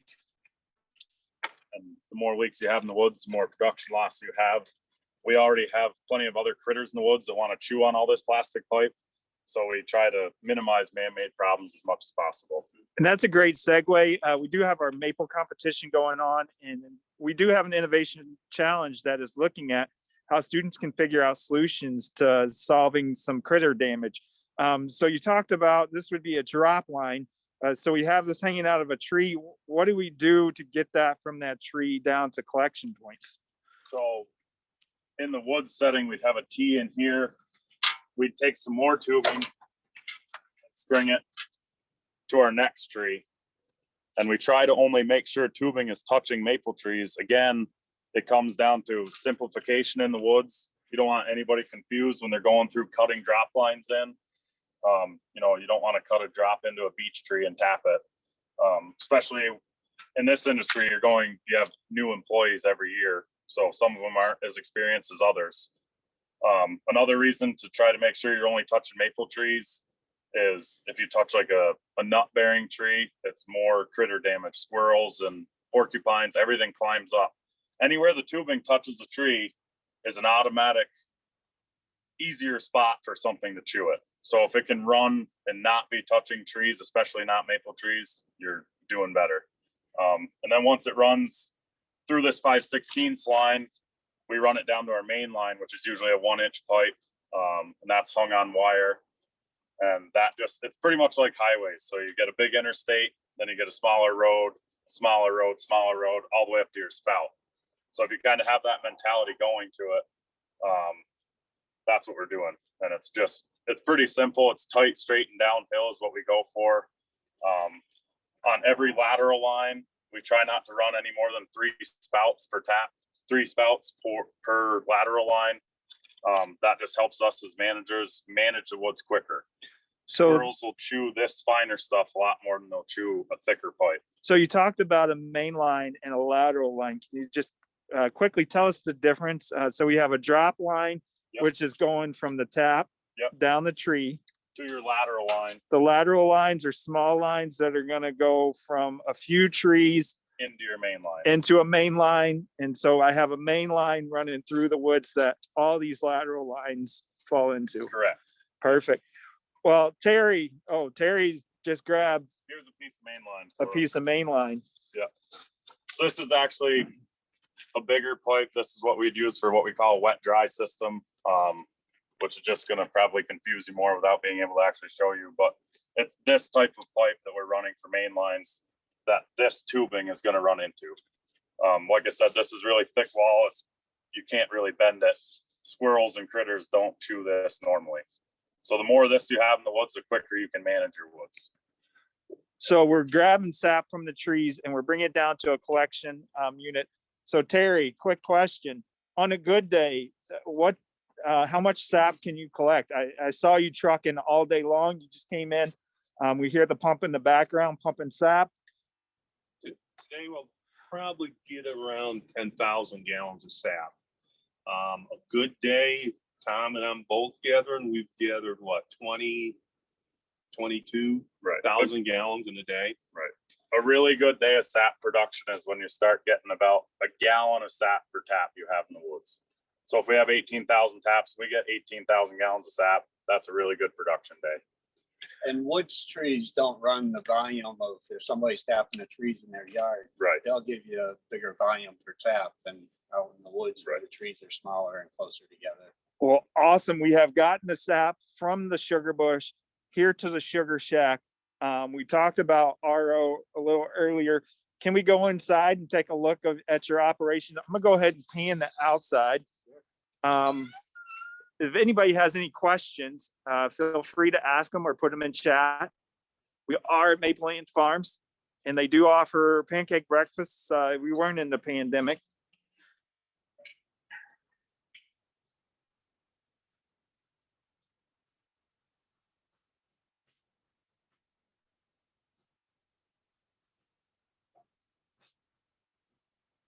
So I hear something in the back running. We pulled the sap out.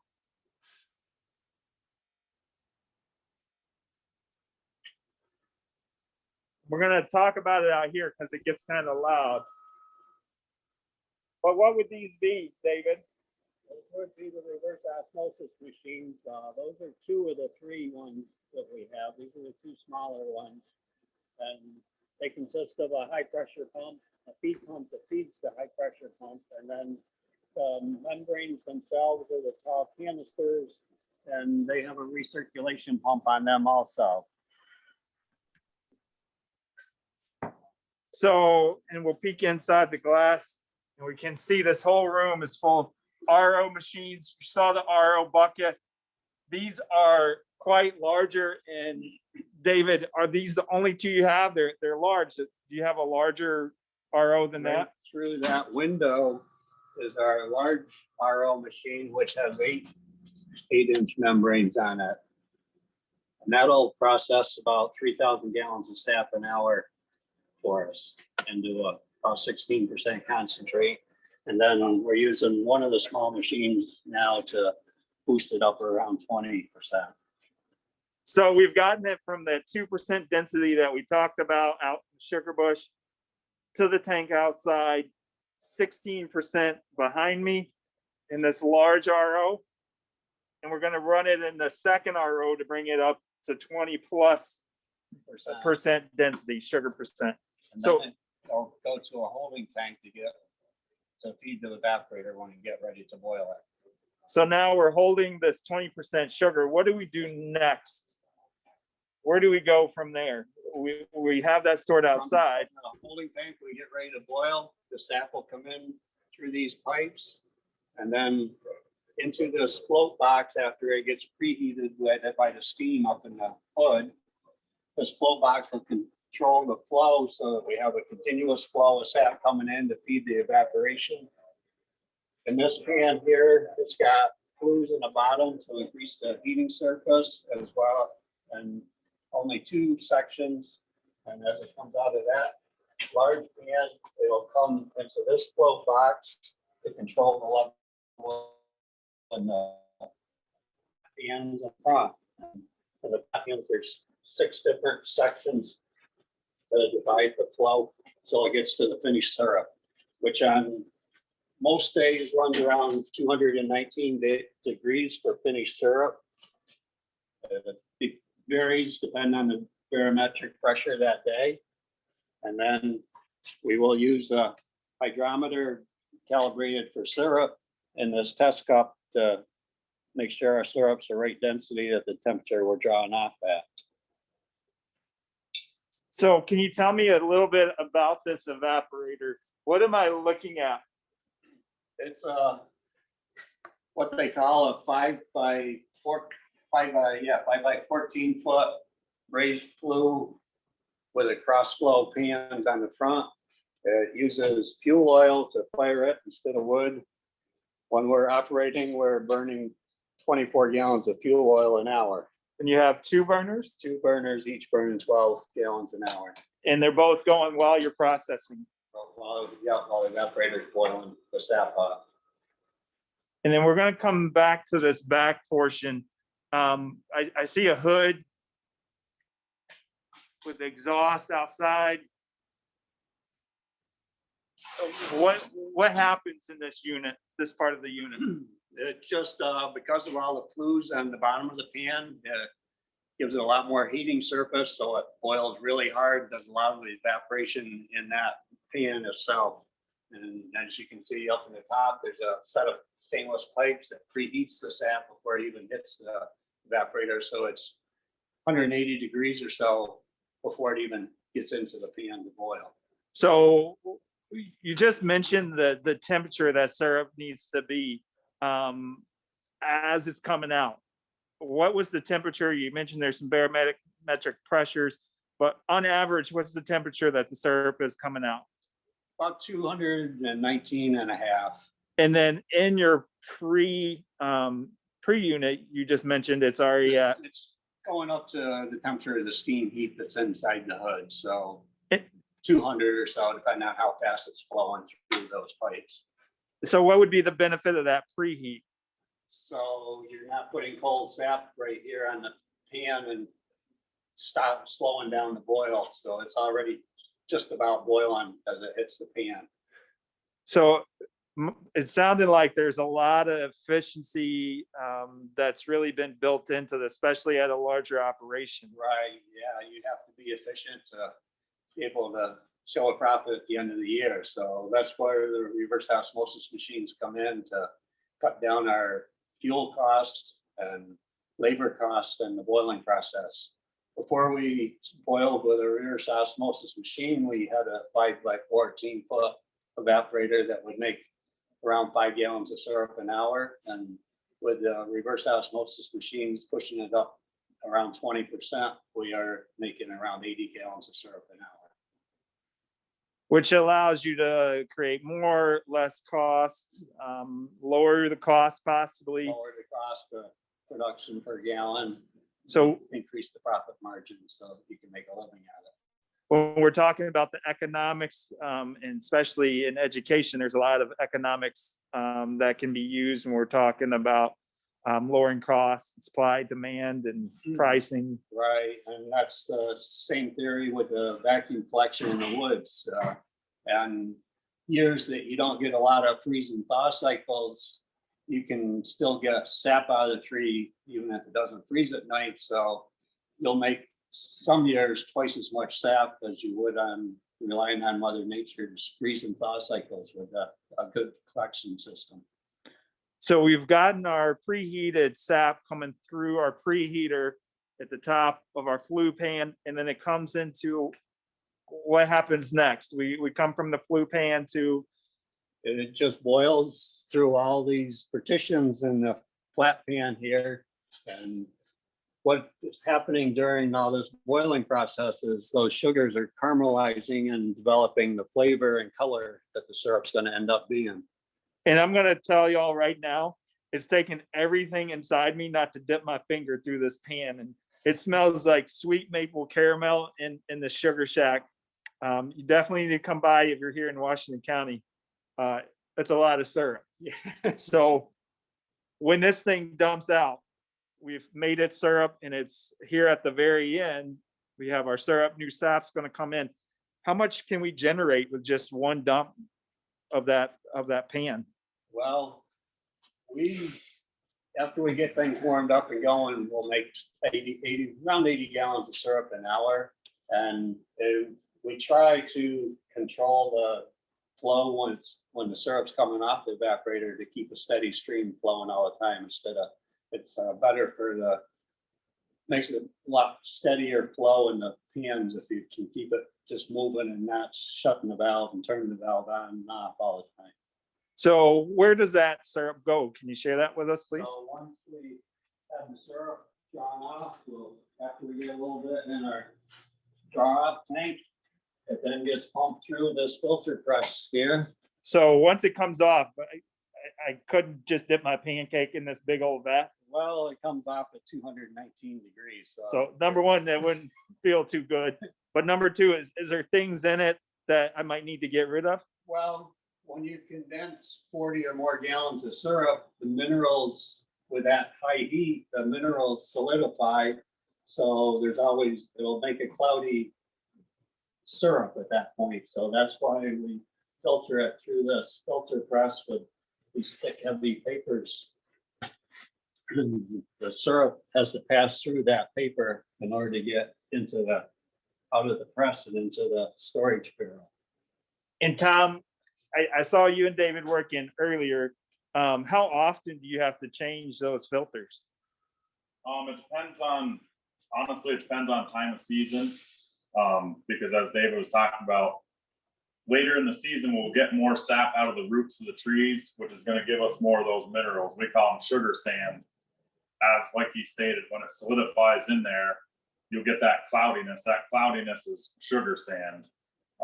So depending on the time of the season, like right now, you're probably getting 2 boils. 2 or 3, yeah. Right, so you're So we looking- haven't been getting big flows either. If we got a big flow, you might use the whole press in one day. Right. This press will process 200 to 300 gallons of syrup before you have to change it. So I had a great question. What's the difference between a maple tree and a sugar bush? Did I get that right? Yes, Ed wants to know what's the difference between the sugar bush and a maple tree. A sugar bush is a woodlot filled with maple trees. It's almost like an apple tree is in an apple orchard. Like that's just our saying for it. It's a wood lot that we have a sugar bush in. So that's where we actually have our big pipe systems and our vacuum systems.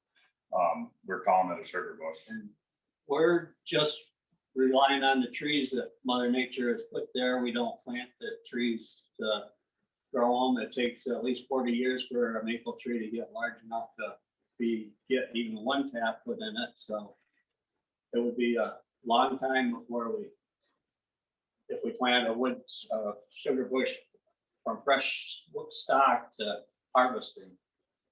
And we would be in a building and we call this would be the Sugar house. sugar house or the sugar shack where all the magic's made. We do have some other questions about the woods also. So Megan wants to know, why do some maple trees just never seem to produce any sap, even if it's a larger size tree? A lot of that has to do with the health of the tree, its climate, where it's been most of the time. If it's getting choked out in the woods, if there's a bunch of trees around it, a lot of times what I find on a tree that doesn't seem to produce, a lot of times there's something internally wrong with it. Is the tree hollow? Is the top rotten? And time of year. I mean, this is the time of year that those trees need to produce. This is the time of year that, I mean, we can't make syrup all through the summer. It's a seasonal thing. So yeah, I would say a lot of times if a tree's not producing, a lot of times it's because it's dying most of the time. And can you quickly just describe, you mentioned that we're making it in the spring, but how come we can't make it in the summer? And I know this is a great component, especially at the elementary level. So why are we not making it in the summer? We just make it in the spring. Right. So we need those freeze thaw cycles. So it's more time of year and temperature more than it is time of year, I guess. In August, we're not in 30-degree, 90-degree days. And towards the end of the season, what kind of determines the end of our season is we get no more freezes at night. So the trees aren't pulling any more sap up the roots. And the sap that they are pulling up is no good anymore. It's too warm. You get sugar and warmth, you're going to create bacteria. Eventually that bacteria is going to overcome our vacuum systems and those holes are going to dry out. And during the summer, the tree is busy producing sugar in the leaves and sending it down to the roots to store for the winter in the fall. So the tree's still working for us all summer. So we want a lot of sunshine so it can make a good bunch of sugar and then get it stored for our season in the spring. So those leaves are like mini factories. Every single one of them are factories producing that sugar that's then going to be stored. So when does that photosynthesis shut off? Well, about the time the leaves start turning colors, I believe, that's when they signals that they're done for the summer and getting ready to go dormant for the winter and get it stored for the fall and winter and ready for the spring to bring it back up, feed the leaves for the next summer, then they can come out. Awesome. Katie, I think we saw a couple more great questions out there. Yeah, we do. So John wants to know, what do you do with the the water waste after the RO? Do you bottle it? Could you bottle it as drinking water? Well, we so far are not bottling it. We have looked at a company to maybe buy it, to bottle it. They are currently bottling other producers' RO water they put us carbonate it and then sell it as a carbonated tree water. We do have to use some of it to wash and rinse our RO membranes every night after we get done running the machines. So we use a lot of it for cleaning up, but we produce a lot more of it than what we need for cleanup.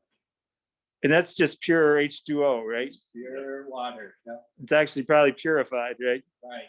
So no minerals, nothing else in there, just We're keeping all H2s that. and O's. So Carly has a question, and I think this is a really interesting question. What causes the different colors or grades in syrup? That, as you can see in our sample over here in the window of what we made different days last year, it varies day to day throughout the season. It varies depending on the sugar content of the sap coming out of the tree, how fast you can process it.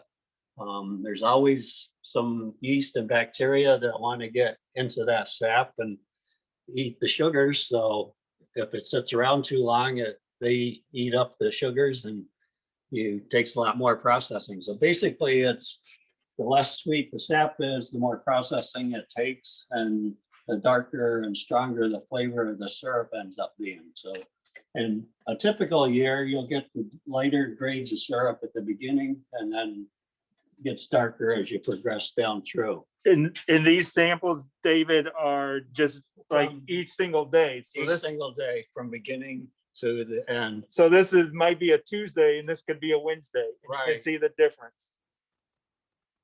And it might be Tuesday, Wednesday, the following Tuesday, because we had a freeze. So A that might good actually. freeze, a big flow to give us good volume of sap to process. And it might have bumped up the sugar content in the sap a little bit that day too.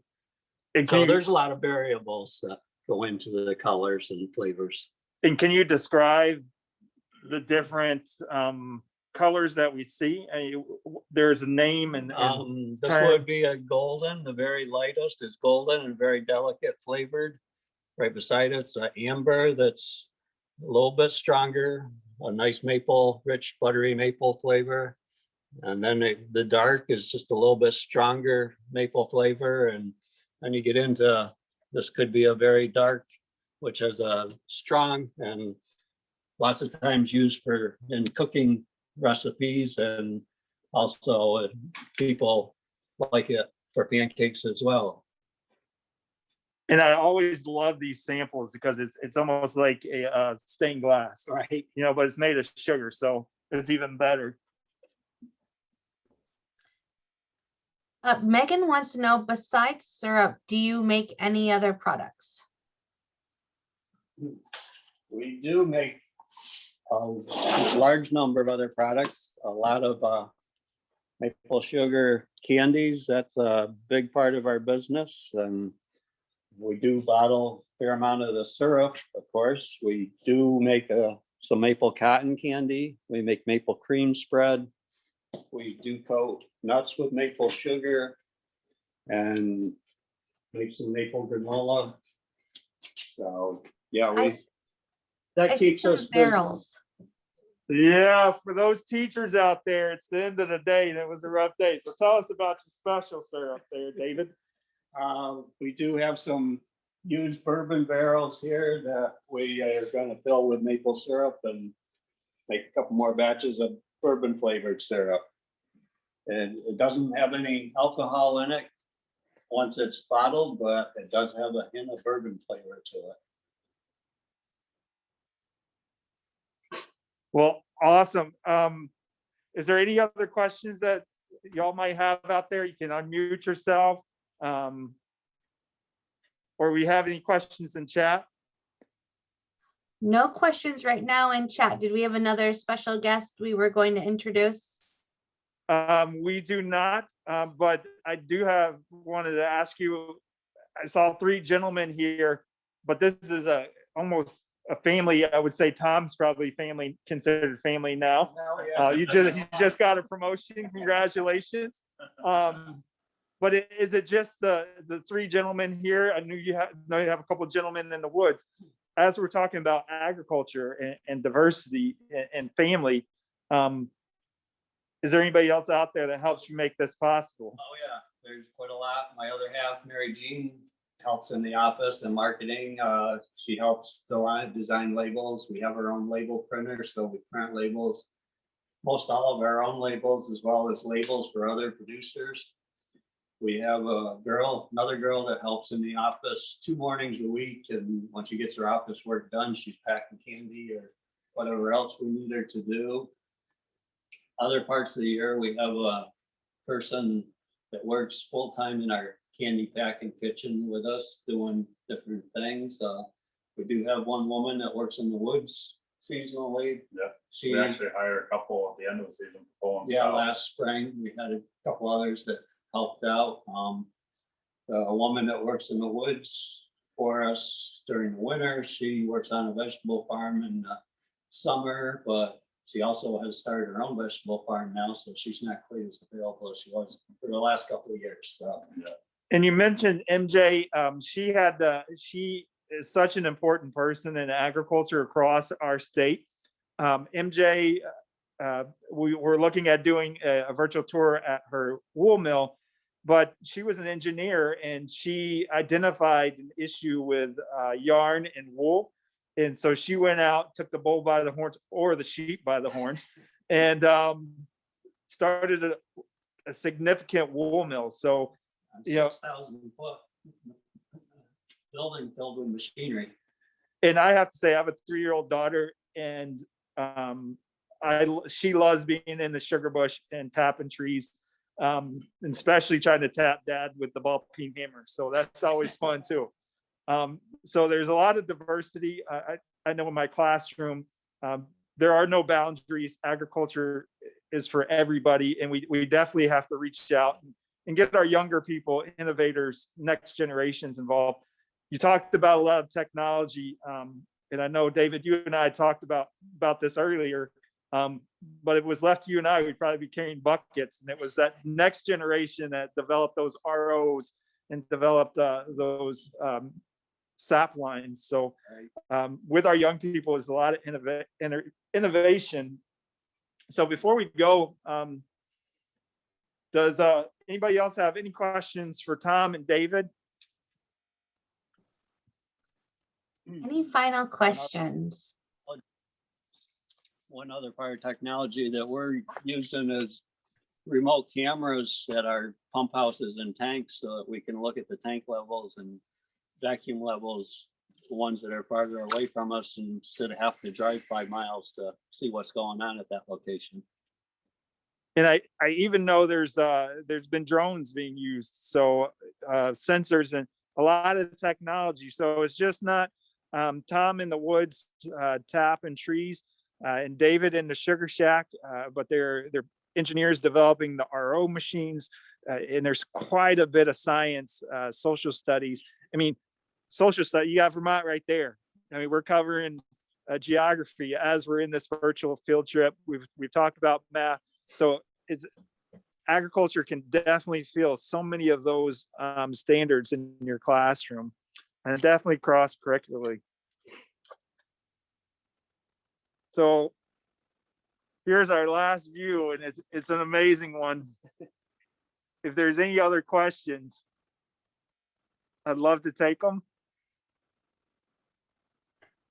I don't think so. I think everyone is just processing everything they've learned today. They are really appreciative. They say thank you so much to your entire team for inviting us in the whole day today, to your home, to your sugar shack. It's been really amazing to see what you do on the scale you do, to see young people involved in your operation, that you really are passing the torch and making sure that this profession and art and trade is viable for the next generation and the one after that. So we all cannot thank you all enough for everything you've done for us. Thank you. Thank you. Yeah. With that, and of course, we'll give the contact information for Maple Land Farms. They were able to send out 100 pints of syrup to 100 of our schools. So a lot of people got a taste of their delicious maple syrup. We'll make sure you have the link, so if you want some for your home, you can grab that. We highly recommend it. Some of my favorite, and I come from Maple World County myself. So we do have just a few housekeeping items as we finish up our 2 hours together. Thank you for hanging with us. You've heard from really exceptional experts in the area. You are going to get the recording, the link to the YouTube after our tomorrow. You'll get this recording that you'll be able to refer back to anytime you want. You are also going to have a chance to fill out an evaluation. If you would like your CTLE, you do have to complete that evaluation, and then you have to give us some information from your Teach account, and that's how we'll process your certificate and email it to you. Finally, if you want to stay engaged with us, we're going to add you to our newsletter. If you don't want to be on that newsletter, then just let me know. You can unsubscribe, but you're going to hear about grants coming out. There's a tower garden behind me. We're going to be doing a tower garden grant, so you could earn a bundle of 3 of these with lights and all the tools you need. So that grant is coming out soon. We are also going to be giving scholarships to our National Agriculture in the Classroom Conference. It's a virtual experience. So we want to pay for more PD for you. Additionally, we have a composting virtual field trip coming up March 22nd, and that registration is available now on our website. So if you want to do this again, get a ½ pound of worms sent to you and build your own worm composting bin with your students, you can go ahead and sign up for that also on our website under educator workshops. So finally, I'm sure what you've all been waiting for, Katie, stop talking and giving us your commercial. We have Carl's RO bucket here, and you can see this is the RO bucket. It's an RB5, and along with this $275 value, he's also adding a tester in there also, and another piece, and I'll give you all the details in the email. But this is the big kahuna piece. So we hope that you get to spend time with your students outside and tapping trees. Even if you only tap one this year, the experience will be really important. So I have the names of everyone who registered for this workshop. You only get this if you are still here with us. So if your name gets picked, just say I'm here or a woohoo.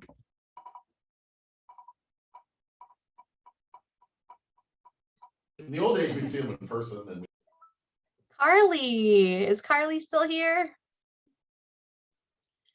I am, but I want to donate it back, Katie, because I have one of Carl's RO buckets. So I would like somebody else to be able to get one. You are a kind They are woman. awesome too. I'm so glad that you've had a good experience. And thank you, Carly. We're going to spin again. Elizabeth?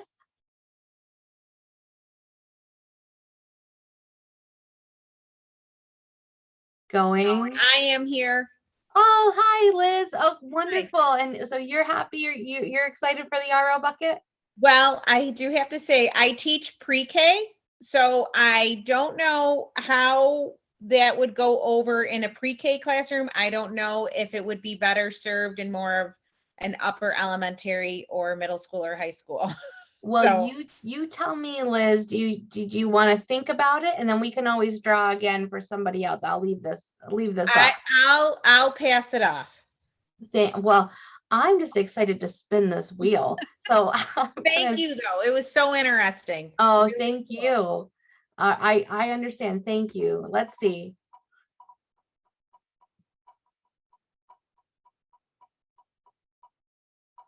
Oh, Liz, you lucky duck. Sorry. We're going to try again. You should buy a lottery ticket tonight. Deandra.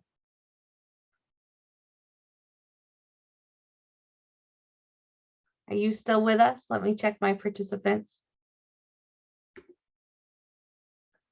I don't see her, so we're going to spin again. Everyone is like, I hope you're edge of your seats. I know I am. Alexandra. I'm here. And do you want it? Oh, absolutely. Wonderful. Well, thank you so much. And we'll connect about getting your address to Carl. And we can't thank you all enough. We'll send out some follow-up, and thanks for hanging out with us. Thank you so much. We did the field trip today too, so my students are going to be super excited. Oh, good. I'm so glad. Thank you. Bye, everyone. Have a great day.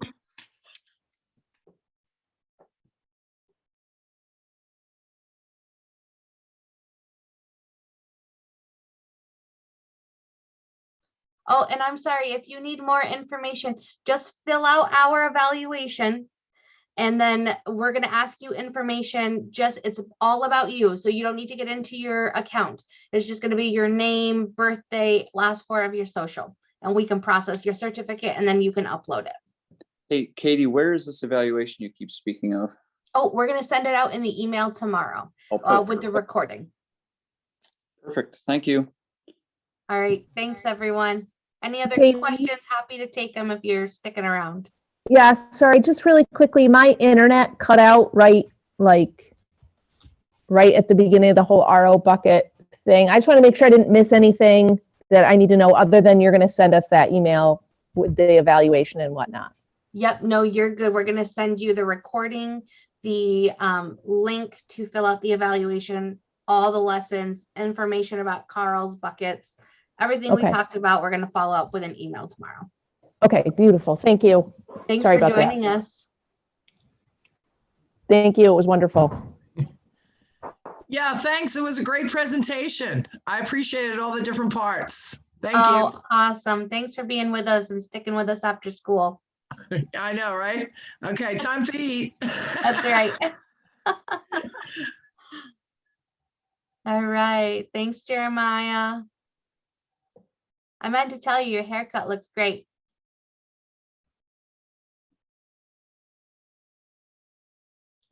I can't Thank hear you. you. Oh, yeah. Hey, have a safe drive home. Do you need anything from me? I'm good to go. Okay, drive did- safe. Did you get a count from earlier today? Of our students, we had a total of about 380 connections, but that Awesome. doesn't mean a whole lot because there were classrooms of people and teachers were broadcasting out on their Google Meets. Awesome. Well, we're pretty close to, I mean, I think we're pretty darn close to 3,000. That's amazing. Yeah. Congratulations. Yeah, it was a Just good remember- day. In the back of our head, you gotta get Adam that data too. Yes, I- yeah, we can do that. Awesome. It was a great trip. Lot to process, but they're amazing people here. So I see why you. Yeah, Awesome. Hey, have a great evening. we'll talk tomorrow. All right. Bye now. Bye.